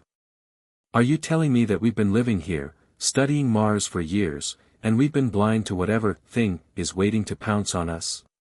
Elon's gaze flickered to her, a flash of exasperation crossing his face. It's not that simple. The first expeditions to Mars focused on the surface, on the geology, the weather, the soil. No one thought to look for this. We were too focused on building the colony and ensuring we had resources. But there was something that attacked us today. Mirror Elon piped in, his voice cracking. It was big, and it was hunting us like we were prey. What are we supposed to do when it happens again? We survive, Elon said, his voice firm, and we figure out what the hell is really going on here. He paused, thinking about the data he'd reviewed over the years. Mars doesn't just have the potential to support life, it might already have life. And it might not be what we expect. Dr. Mendez narrowed her eyes. You're saying there's life here, life that we didn't even know about. And it's hostile. Elon exhaled slowly, eyes narrowing as he turned his focus back to the controls. I'm not saying we're dealing with anything alien. But Mars has secrets. Ancient ones. The ship glided smoothly, but the weight of their conversation hung heavily in the air. For the first time since they'd landed, Elon found himself questioning everything he'd assumed about Mars. Sure, there had been strange geological formations, but that didn't explain the sheer aggression of the creature they had faced. Was it some kind of undiscovered predator? Or was it something far more complex, connected to the very heart of Mars itself? Look, Elon continued, we're not out of danger yet. We need to get back to base, get some rest, and figure out what our next steps are. But the next time we encounter something like that, we need to be ready. I don't want to keep running for our lives. There was a long silence, only broken by the hum of the ship's engine. Finally, Dr. Mendez spoke, her voice surprisingly calm. Ready for what? To fight it? She asked, a slight edge to her words. We don't even know what we're dealing with. If that thing was a predator, what makes you think the next one will be? I don't know, Elon admitted, the weight of the situation pressing down on him. But I have to believe there's a way to understand it. To stop it before it stops us. Mirror Elon muttered something under his breath, something about survival, but it was too quiet for Elon to make out. The ship continued its steady path toward the base, the landscape of Mars unfolding beneath them in muted reds and browns. Elon watched as the distant horizon shifted, the rocky terrain becoming more familiar. The base was just ahead, a cluster of domed habitats and research stations clinging to the edge of a massive crater. It looked peaceful, almost serene from here. But Elon knew that appearances could be deceiving. There was so much they didn't know about this planet, and he couldn't shake the feeling that they were just scratching the surface. As the ship descended toward the base, Elon's mind wandered back to the creature they'd encountered. It had seemed almost otherworldly, despite being very much of Mars. What kind of life could evolve on this harsh, red planet to become so powerful, so violent? What if they weren't the first ones to explore this planet? What if there had been others before them, others who never came back? The ship touched down, the thrusters roaring to life as it made a smooth landing on the Martian surface. Elon's hands hovered over the controls as he powered down the ship, the whirring of the machinery settling into a low hum. Let's get inside, Elon said, unstrapping himself from the pilot's seat. We've got work to do. They exited the ship, stepping onto the dusty surface of Mars once more. The air was still thin, and the cold of the Martian night was beginning to creep in. But for the first time in what felt like forever, Elon allowed himself a moment to breathe. They had made it back. They had survived. But as he looked up at the darkening sky above the base, the nagging feeling wouldn't go away. The thing they'd encountered was only the beginning. Mars wasn't just a barren wasteland. It was a ticking time bomb, and they had just scratched the surface. The soft hum of the bass was the only sound as Elon, Dr. Mendez, and Mirror Elon entered the small command center. The place was a stark contrast to the dusty, desolate landscape outside, white walls, glowing screens, and the hum of machinery keeping them alive. Despite the comfort of the shelter, Elon couldn't shake the sense of impending doom. "We need to talk about what's next," Elon said, his voice steady but laced with the tension of the situation. He moved toward the central console, tapping a few keys. Maps of Mars flashed across the screen, large craters, massive ridges, and dark, seemingly uncharted regions. But Elon's focus wasn't on the surface anymore. Dr. Mendez joined him, her eyes scanning the screen. "The creature we saw, Elon, that thing, it came from somewhere. It didn't just appear out of nowhere." Mirror Elon, still a bit shaken from the encounter, was sitting at a table in the corner, his hands pressed into his temples. "What do you mean? That thing was terrifying. We barely made it out alive. How can you be thinking about its origin right now?" Elon looked over at Mirror Elon, his expression grim but determined. "We need answers. We can't keep running from whatever this is. We're stuck here on Mars. We have to understand what's really going on, where that creature came from, and why it's hunting us. And for that, we need to go below." Dr. Mendez raised an eyebrow. "Below?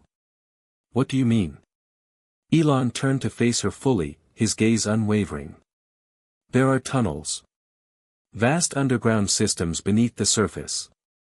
We've only scratched the surface with our surveys, but from the data we've gathered, they're extensive. We need to explore them. That's where we'll find the answers." Dr. Mendez stared at Elon for a long moment, processing what he'd said. "You're talking about going into those tunnels, underground? After everything we've been through? That's the plan?" Elon nodded, his mind already running through the logistics. "We don't have a choice. The creature didn't just appear in a vacuum. And if there's one, there could be more. The only way we'll truly understand Mars, and how to survive here, is by exploring the deep tunnels. If we can find the source of whatever's down there, maybe we can stop it before it escalates." Mirror Elon stood up, his face pale. "But how do we even know what's down there? What if we're just walking into a trap? What if that creature isn't the only thing waiting for us?" "Exactly why we need to do this carefully," Elon said, his voice resolute. "We'll be methodical. I'm not going in without a plan. But we have to know what we're up against if we're going to survive." The idea of descending into the dark, unexplored tunnels filled Dr. Mendez with unease, but she knew Elon was right. They had already seen how hostile Mars could be. If they were going to make it, they had to uncover the planet's secrets. "All right," Dr. Mendez said after a long pause, her voice tinged with a mix of apprehension and resolve. "Let's do this. But we need to gather everything we can, supplies, data, anything that might help us down there." Elon nodded. "I'll make sure the transport is ready. We'll leave first thing tomorrow." The next day, the trio stood at the edge of the transport bay, fully geared up in their space suits. The weight of the task ahead pressed heavily on them, but there was no turning back now. "Remember," Elon said as he checked his gear, "the tunnels aren't just caves. They could be traps, or worse, they could be the remnants of something much older. We don't know what's down there." Dr. Mendez gave a small nod, adjusting her helmet. "And we don't know what kind of defenses it might have. We need to stay sharp." Mirror Elon, looking even more on edge than before, adjusted his pack. "We'll stick together, right? No wandering off." "Absolutely," Elon replied, his tone firm. "We'll move as a unit. Stay close, communicate, and don't take unnecessary risks." The transport vehicle, designed for both mobility on the surface and quick descent into the tunnels, was ready to go. Elon led the way, climbing into the pilot's seat while Dr. Mendez and Mirror Elon settled into the rear. The ship's hatch closed with a hiss, sealing them inside. Elon powered up the systems, and the craft lifted off the ground, moving toward the location where they detected the first signs of the underground passages. The surface of Mars sped by beneath them, barren, cracked, and desolate. But the deeper they went into the Martian terrain, the more foreboding the landscape became. The craters grew larger, the ridges more jagged. The further they traveled, the more Elon felt the weight of something ancient pressing down on him. An hour later, they reached the coordinates, a large, nearly perfect circle carved into the ground. It looked as though something massive had been buried there long ago, and the Earth had slowly reclaimed it. "Is this it?" Dr. Mendez asked, her voice steady but filled with anticipation. Elon's hands tightened around the controls. "This is where we begin. Keep your eyes peeled. We're not the first to be here, and we won't be the last." With a steady exhale, he guided the transport toward the opening, which had once been sealed. The vehicle's mechanical arms extended, and they descended into the dark depths below the surface. A low hum filled the cabin as the craft descended deeper, its lights illuminating the jagged walls of the tunnel. Inside the tunnels, the air was stale, thick with the smell of ancient dust and something else, something metallic, almost chemical, that Elon couldn't quite place. His eyes narrowed as the transport navigated through the winding tunnels, their movements slow and deliberate. Every turn felt like it led further into the unknown. "Stay alert," Elon warned. "We're not sure what we're walking into." Minutes stretched into hours as the trio carefully explored the winding labyrinth beneath the surface. The further they went, the colder it became. And the more Elon couldn't shake the feeling that something was watching them. The tunnels were too quiet, too empty, too perfect, like they'd been built, not formed naturally.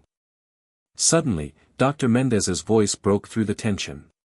"Elon, look at this." Elon turned, following her gaze to a series of markings on the walls.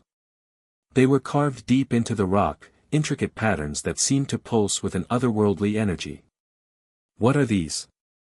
Mirror Elon whispered. "I don't know," Elon replied, his voice filled with awe and unease. "But I think we're about to find out." The eerie silence of the tunnel seemed to grow heavier as Elon, Dr. Mendez, and Mirror Elon stood before the carvings on the walls. The intricate patterns stretched far beyond what they could comprehend, symbols and lines that looked both ancient and alien. Each stroke seemed to pulse faintly with an energy that made the hairs on the back of Elon's neck stand up. The deeper they ventured into the labyrinth, the more it felt like they were crossing an invisible threshold, stepping into a forgotten world. "What do you think these symbols mean?" Dr. Mendez asked, her voice barely above a whisper as she studied the markings. She ran a gloved hand over one of the deeper grooves, her touch barely grazing the stone. "It's almost like a language, or a map." Elon took a cautious step forward, his mind racing. "These don't look like anything we've ever seen. It's like they were trying to communicate something, but with whom, and why?" Mirror Elon, standing at the back of the group, eyed the symbols with growing unease. "It feels like we're trespassing. Like something is watching us down here. Maybe we should turn back. We don't know what we're dealing with." Elon glanced over his shoulder at his clone. "We're not turning back. Not yet. This is why we're here. To understand what Mars really is." He turned back to the carvings, narrowing his eyes as his mind processed the patterns. "These symbols aren't just random, they're deliberate. Someone, or something, put them here. And I think they were trying to tell us something important." Dr. Mendez stepped forward and examined a series of connected lines that seemed to form an intricate grid-like pattern on the wall. "If this is a map," she said slowly, "then it might show us something we didn't know existed." Elon leaned closer, his breath coming out in shallow puffs inside his helmet. "The location of the creature we encountered earlier, could it be linked to this?" His voice carried the weight of his thoughts. Maybe that creature wasn't the only one. Maybe they were guarding something deeper. The more Elon studied the walls, the more he became convinced that this place wasn't just some random network of tunnels. It felt like it was part of a larger structure, something ancient, and possibly intelligent. The symbols on the walls spoke of a history long lost, a civilization that had once called Mars home. But what happened to them? What could have driven them to vanish, leaving behind only cryptic markings? Without warning, the ground beneath them shifted. The vibrations were subtle at first, almost imperceptible, but soon the entire tunnel began to rumble. Elon instinctively grabbed the side of the transport for support. His heart raced as the tremors grew stronger, the walls vibrating with a deep, resonating hum that seemed to echo from the depths below. "Did you feel that?" Dr. Mendez asked, her voice tense. "Yes," Elon said, his voice tight. "Something's happening down here. We need to get moving. Now." They hurried back to the transport, the vibrations shaking the walls even harder now. The tunnel was no longer just an eerie maze, it was a warning. The deeper they ventured, the more the ground seemed to protest their presence. As if something ancient and restless was. The transport whined as it powered up, the whirring of the engines drowning out the rumbling below. Elon slammed the controls forward, propelling them deeper into the tunnels. The walls around them grew darker, more oppressive, as if the tunnel itself was alive, pulsating with the energy of the forgotten civilization that had once flourished here. "Keep your eyes peeled," Elon said, his voice tense. "We're not alone down here." Dr. Mendez nodded, her eyes scanning the dark, her hand resting on the weapon holstered at her side. "I don't like this," she muttered. "There's something off about this place. We need answers, but we might be waking up more than we bargained for." The transport continued its descent through the dark labyrinth, the walls of the tunnel narrowing until they were nearly scraping the sides. Elon could feel the pressure building in his chest. The walls felt oppressive, almost suffocating, like they were closing in on them. Then, just as he thought they were about to reach the end of the tunnel, the transport came to an abrupt stop. The ship's lights flickered, then went out completely, leaving them in total darkness. "What the hell happened?" "Mirror," Elon shouted, panic creeping into his voice. "Why did the lights go out?" Elon quickly tapped the controls, but the ship remained dead.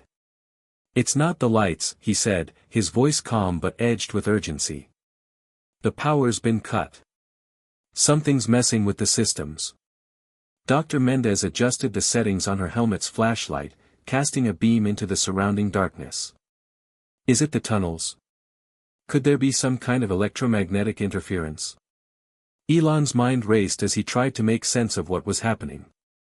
The walls, the vibrations, the sudden failure of their systems, it was all connected. Mars was more than just a barren planet, it was a place of untold power, something ancient and forgotten, waiting to be uncovered. As they stood in the pitch-black darkness, the air grew cold. A strange noise filled the silence. It was faint at first, but it grew louder, an unnatural hum, like the sound of something vast and ancient stirring beneath the surface. Elon's heart pounded in his chest. "We're not alone," he whispered, barely audible. Dr. Mendez looked at him, her expression taut with fear. "What is it? What's down here with us?" Elon swallowed hard, his throat dry. The humming grew louder, almost deafening. It wasn't coming from the transport, nor was it the sound of the tunnel itself. It was coming from deeper within the bowels of Mars, from somewhere beneath them. Something old. Something powerful. "We're about to find out," Elon muttered. The transport suddenly jolted, sending the team flying against the harnesses that strapped them in. The walls around them seemed to come alive, their vibrations intensifying as the deep hum reached a fever pitch. And then, with a deafening crack, the entire tunnel began to collapse, sending rocks and debris tumbling from above. "Hold on!" Elon shouted, his voice filled with urgency. The deafening roar of collapsing rocks filled the small transport cabin as Elon and his team fought to stay in control. The walls of the tunnel seemed to shift and writhe as the ground below them began to give way. The faint hum they had heard earlier was now a pulsating roar, shaking the very air around them. "Hold on! Keep your seatbelts fastened!" Elon yelled, his voice barely audible over the chaos. The transport bucked violently as the tunnel caved in, sending a cascade of debris crashing down from above. Elon's hands gripped the control panel with white-knuckled intensity, trying desperately to stabilize the vehicle. Dr. Mendez was shouting something, but the words were lost in a cacophony of noise. Mirror Elon's face was ashen, his eyes wide with panic. The transport lurched again, its lights flickering erratically as the vibrations grew stronger. "We're losing control," Elon shouted, his voice tinged with urgency. "We need to get out of here." Dr. Mendez screamed, her voice filled with panic. "The tunnel's collapsing. We're not going to make it if we stay here." Elon nodded, his eyes flicking toward the emergency escape hatch. There was no time to waste. "Get to the hatch. We're getting out of here now." The trio scrambled toward the emergency hatch, struggling against the violent shaking of the transport. The ground beneath them trembled as if the very planet was waking from a long slumber, and with it, the tunnel began to collapse entirely. Rocks and debris rained down from above as the walls split open, revealing an ominous, glowing chasm below them. Elon's mind raced. Whatever had caused this destruction, it wasn't natural. Mars wasn't just an inhospitable planet, it was a place of ancient power. And whatever power was hidden deep within the planet, it had just been unleashed. With one final push, the emergency hatch opened. Elon, Dr. Mendez, and Mirror Elon tumbled out onto the rocky surface, the cold Martian winds hitting them like a slap in the face. They barely had time to adjust before they looked back to see the transport, their lifeline, being swallowed by the collapsing tunnel. "Is everyone all right?" Elon asked, his voice strained as he checked on the others. Dr. Mendez nodded, though she looked shaken. "We're alive, but just barely. That was too close." Mirror Elon, his breath coming in shallow gasps, turned toward the darkness from which they had just fled. "What the hell was that? What happened down there?" It felt like the planet itself was alive. Elon's gaze shifted toward the wreckage of the tunnel. He had seen the markings, felt the hum, and now the tunnels themselves were collapsing. It all added up to something much bigger than he had anticipated. "I think you're right," Elon said, his voice low and heavy with realization. "Something down there is waking up, and it's not happy we're here." He took a deep breath and looked up at the sky, which was still a cold and distant shade of red. Mars had always been known as the Red Planet, but now it felt far more ominous, as if its very soul was stirring beneath the surface. "We need to get back to base," Elon said firmly. "We need to regroup and figure out our next move." Dr. Mendez, her face still pale from the ordeal, glanced around nervously. "We can't just go back and pretend like nothing happened. We've seen too much. The creature, the collapse, the power surging beneath the planet's surface, it's all connected." "I agree," Mirror Elon added, his voice quieter now. "But what do we do now? We can't just sit around and wait for whatever that was to come after us." Elon looked between the two of them, his mind racing through every possible option. They couldn't keep running. They had to face whatever was lurking beneath the Martian surface. There was no other choice. "We go back to base," Elon said firmly, standing tall despite the uncertainty that weighed heavily on him. "And then we figure out what this is. We need to understand what we're up against. If Mars is hiding something ancient and dangerous, then we need to know everything we can about it.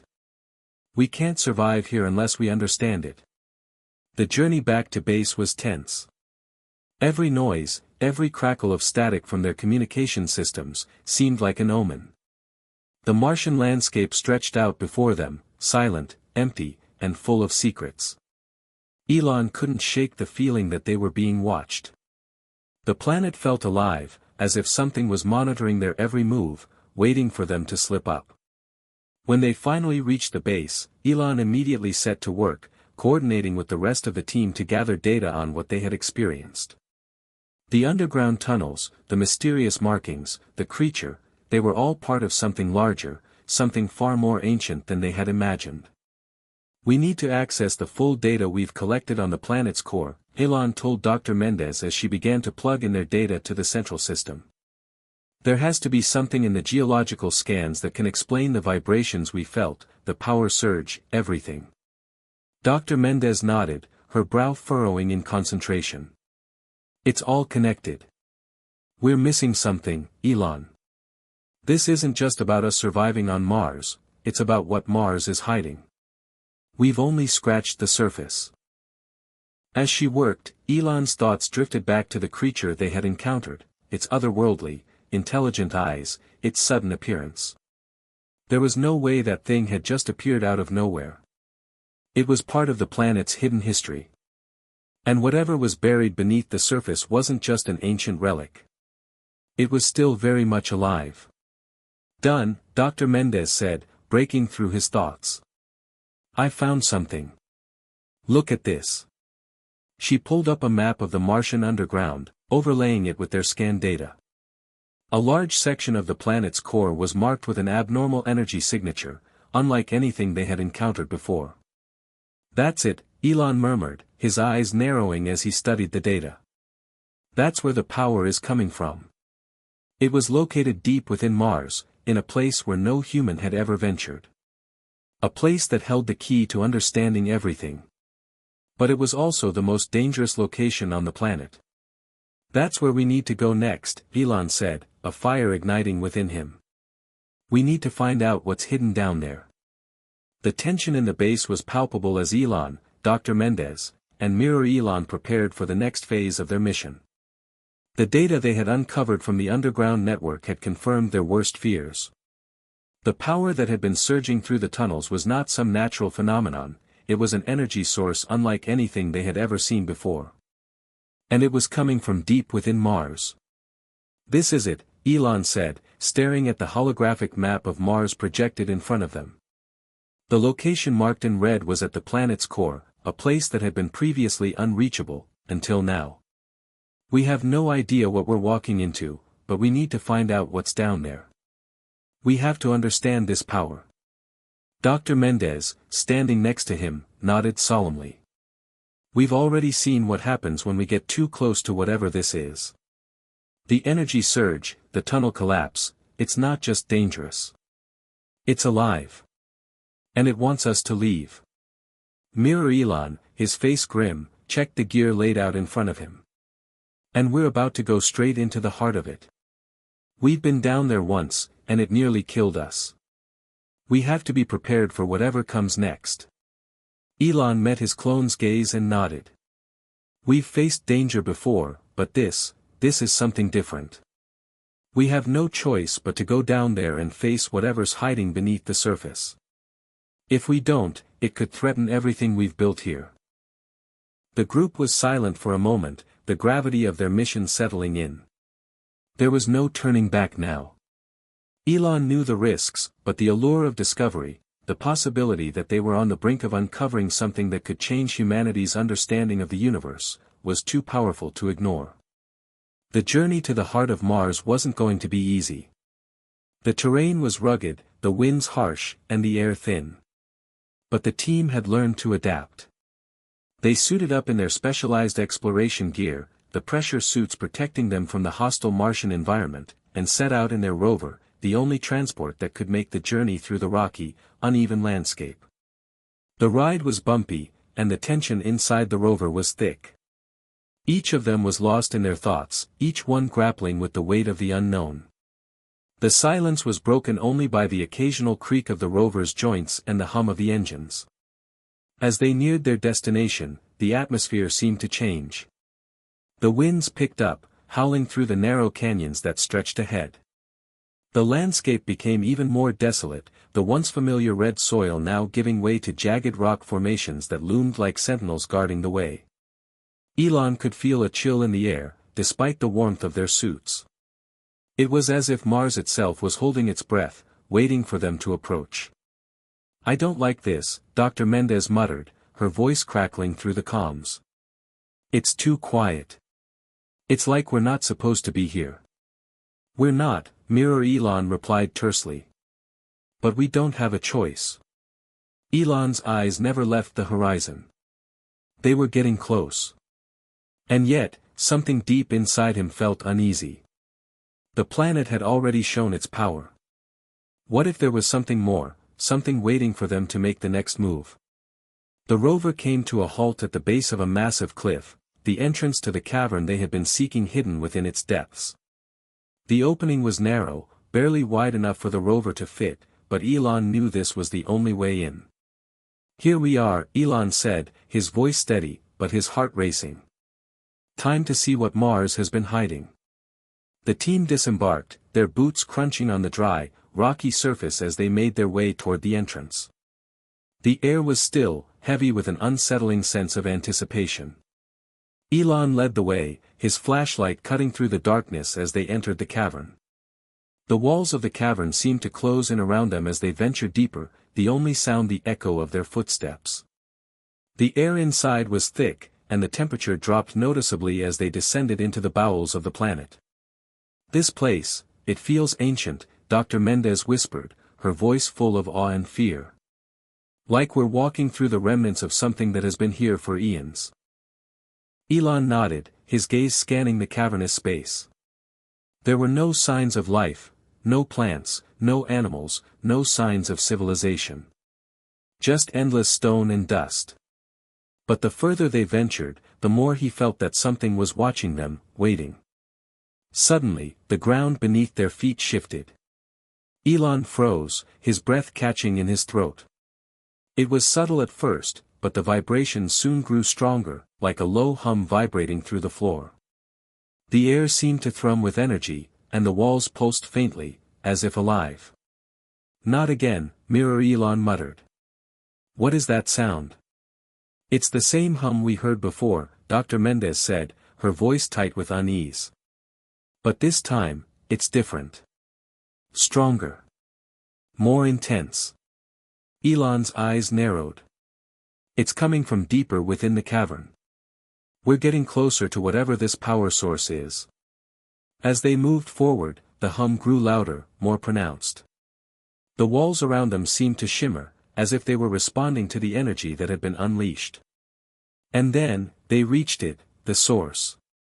At the heart of the cavern stood a massive, crystalline structure, glowing with an otherworldly light. It pulsed with energy, the source of the hum that had been building in intensity. The structure was unlike anything Elon had ever seen. It seemed to be made of some kind of material that defied all known laws of physics, glowing with an eerie, unearthly light.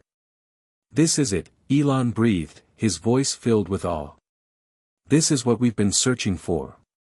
Dr. Mendez stepped forward cautiously, her eyes wide with disbelief. "What is it? How is it even possible?" Elon didn't have an answer. But one thing was clear, this was the heart of Mars. This was the source of the power that had been wreaking havoc in the tunnels. And now, they were standing right in front of it. "Do you feel that?" Mirror Elon asked, his voice shaky. Elon felt it too, a surge of energy that seemed to radiate from the crystal, coursing through the ground and into their bodies. It was both exhilarating and terrifying. The planet was alive in a way they couldn't understand, and they had just awakened something far greater than they could have imagined. "We've triggered something," Elon said, his voice strained. "And I don't think it's happy we're here." The hum of the massive crystalline structure reverberated through Elon's chest, its energy so potent it felt like it was pulling at the very core of his being. The glow from the crystal intensified, casting eerie shadows on the cavern walls, and the temperature dropped even further, creating an almost unnatural chill. "Step back," Elon said, his voice tight with urgency. He instinctively placed a hand in front of Dr. Mendez, signaling for everyone to hold their ground. The intensity of the energy in the cavern was overwhelming, as if Mars itself was reacting to their presence. "Whatever this is," Elon continued, "we need to approach it carefully. This is no longer just about surviving Mars, it's about surviving this." Mirror Elon, his eyes wide with both fear and curiosity, stood motionless, his gaze fixed on the pulsating structure. This is bigger than us. We've awakened something ancient, something we weren't prepared to handle." The hum grew louder, a deep, resonating thrum that seemed to sync with their heartbeat. It was as if the planet was alive, a sleeping giant that had just stirred at their intrusion. Elon could feel it in his bones, the weight of the power that lay beneath the surface. "We need answers," Elon said, his voice firm. "And we need them now. We can't leave here without knowing what this is. We can't let it control us." Dr. Mendez took a tentative step forward, her eyes never leaving the crystal. "How do we even begin to understand this? How can we stop it if we need to?" "I don't know," Elon admitted, his mind racing. "But we have to try. The energy is tied to the planet's core, and if it's this powerful, it could destroy everything we've worked for. It could destroy all of us." The ground beneath their feet trembled once more, the cavern shaking violently. The crystal's glow flared, and the hum shifted into a low, guttural growl, like a beast awakening from a long slumber. Elon could feel it now, the planet was warning them. "We're not alone," Mirror Elon whispered, his voice barely audible. "Something else is down here with us. Something ancient." Elon's mind raced. Was it another creature? Or was it the planet itself? What if the power source wasn't just energy, it was consciousness? What if Mars had been alive all along? The thought hit him like a freight train. The rumors about Mars being a dead planet were wrong. It wasn't dead, it was dormant. And now they had stirred something that could threaten all of humanity's plans for the future. "We need to get out of here," Dr. Mendez said, her voice trembling. "We've seen enough. Whatever this is, it's not worth the risk. We need to leave, and we need to leave now." Elon's heart was heavy. He knew she was right. But leaving now would mean abandoning everything they had come for. Mars had already given them more questions than answers, and they couldn't let it defeat them, not like this. "We can't leave," Elon said firmly, his voice rising. "Not without understanding what we've unleashed. We've come this far. We need to know what we're dealing with." Before anyone could react, the crystal flared brightly, and the energy surged out in waves. The force of it knocked them all off their feet, sending them sprawling to the rocky ground. The air crackled with electricity, and the hum turned into a deafening roar. Elon struggled to regain his bearings, his vision swimming. He could feel it now, the planet was speaking to them. Not with words, but with raw power. It was as if Mars itself was calling out, warning them of their trespass. Dr. Mendez scrambled to her feet, her breath coming in sharp gasps. It's alive. The crystal, it's alive." Mirror Elon stood next to her, his eyes wide with panic. "What do we do? What the hell do we do now?" Elon struggled to his feet, his body aching from the force of the energy wave. His eyes fixed on the crystal, now glowing even more intensely. He could feel it drawing them in, pulling them toward it.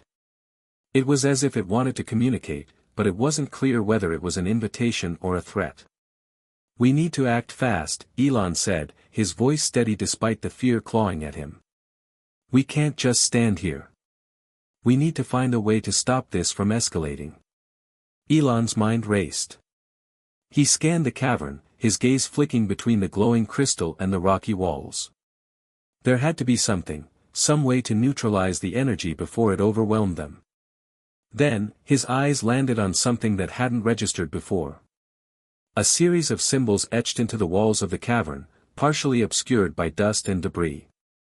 They were ancient, their meaning unclear, but they looked familiar, like an ancient language he had seen before, in the early geological scans they had taken of Mars. "Look," Elon said, pointing to the symbols. "These markings, they could be a key. Maybe they're telling us how to deactivate this energy." Dr. Mendez squinted at the symbols, her brow furrowing. "It's a risk. If we activate the wrong sequence, it could make things worse." "We don't have a choice," Elon said. "We need to try. If we don't, we could lose everything." The team moved cautiously toward the symbols, Elon leading the way. The energy around them pulsed, as if the planet itself was watching their every move. Elon felt a cold sweat on his brow, but he didn't hesitate. He began tracing the symbols with his fingers, trying to make sense of the pattern. As his fingers moved over the stone, a low vibration echoed through the cavern. The crystal's glow intensified, its power now a tangible force in the air. Then, with a loud crack, the cavern shook, and the ground beneath them split open. The crystal erupted with a blinding flash of light, and Elon felt his body being pulled toward it. Everything seemed to slow down, the roar of the energy becoming deafening. And then, just as suddenly as it had started, the light faded. The hum ceased. The cavern was silent. For a moment, no one moved. Then, Elon slowly stood up, his body trembling with the intensity of what had just happened. The crystal was still there, but its glow had dimmed significantly. The power was no longer threatening, but the air was thick with tension. "We did it," Elon whispered, his voice filled with awe and disbelief. "We stopped it." They made their way back to the rover in silence, the weight of the encounter still pressing heavily on them. Mars had revealed its secrets, secrets that were far beyond anything they could have imagined. As they climbed into the rover and started the journey back to the base, Elon's mind raced. Mars had not only shown them the power that lay beneath its surface, it had shown them the true nature of exploration. They had come to Mars to build a future for humanity, to carve out a new home for the human race. But Mars had its own plans, its own story to tell. And the story was far from over. Hit subscribe and leave a comment with where you're watching from. This story might just spark a new beginning. What's one thing that always pushes you forward, even when things get tough?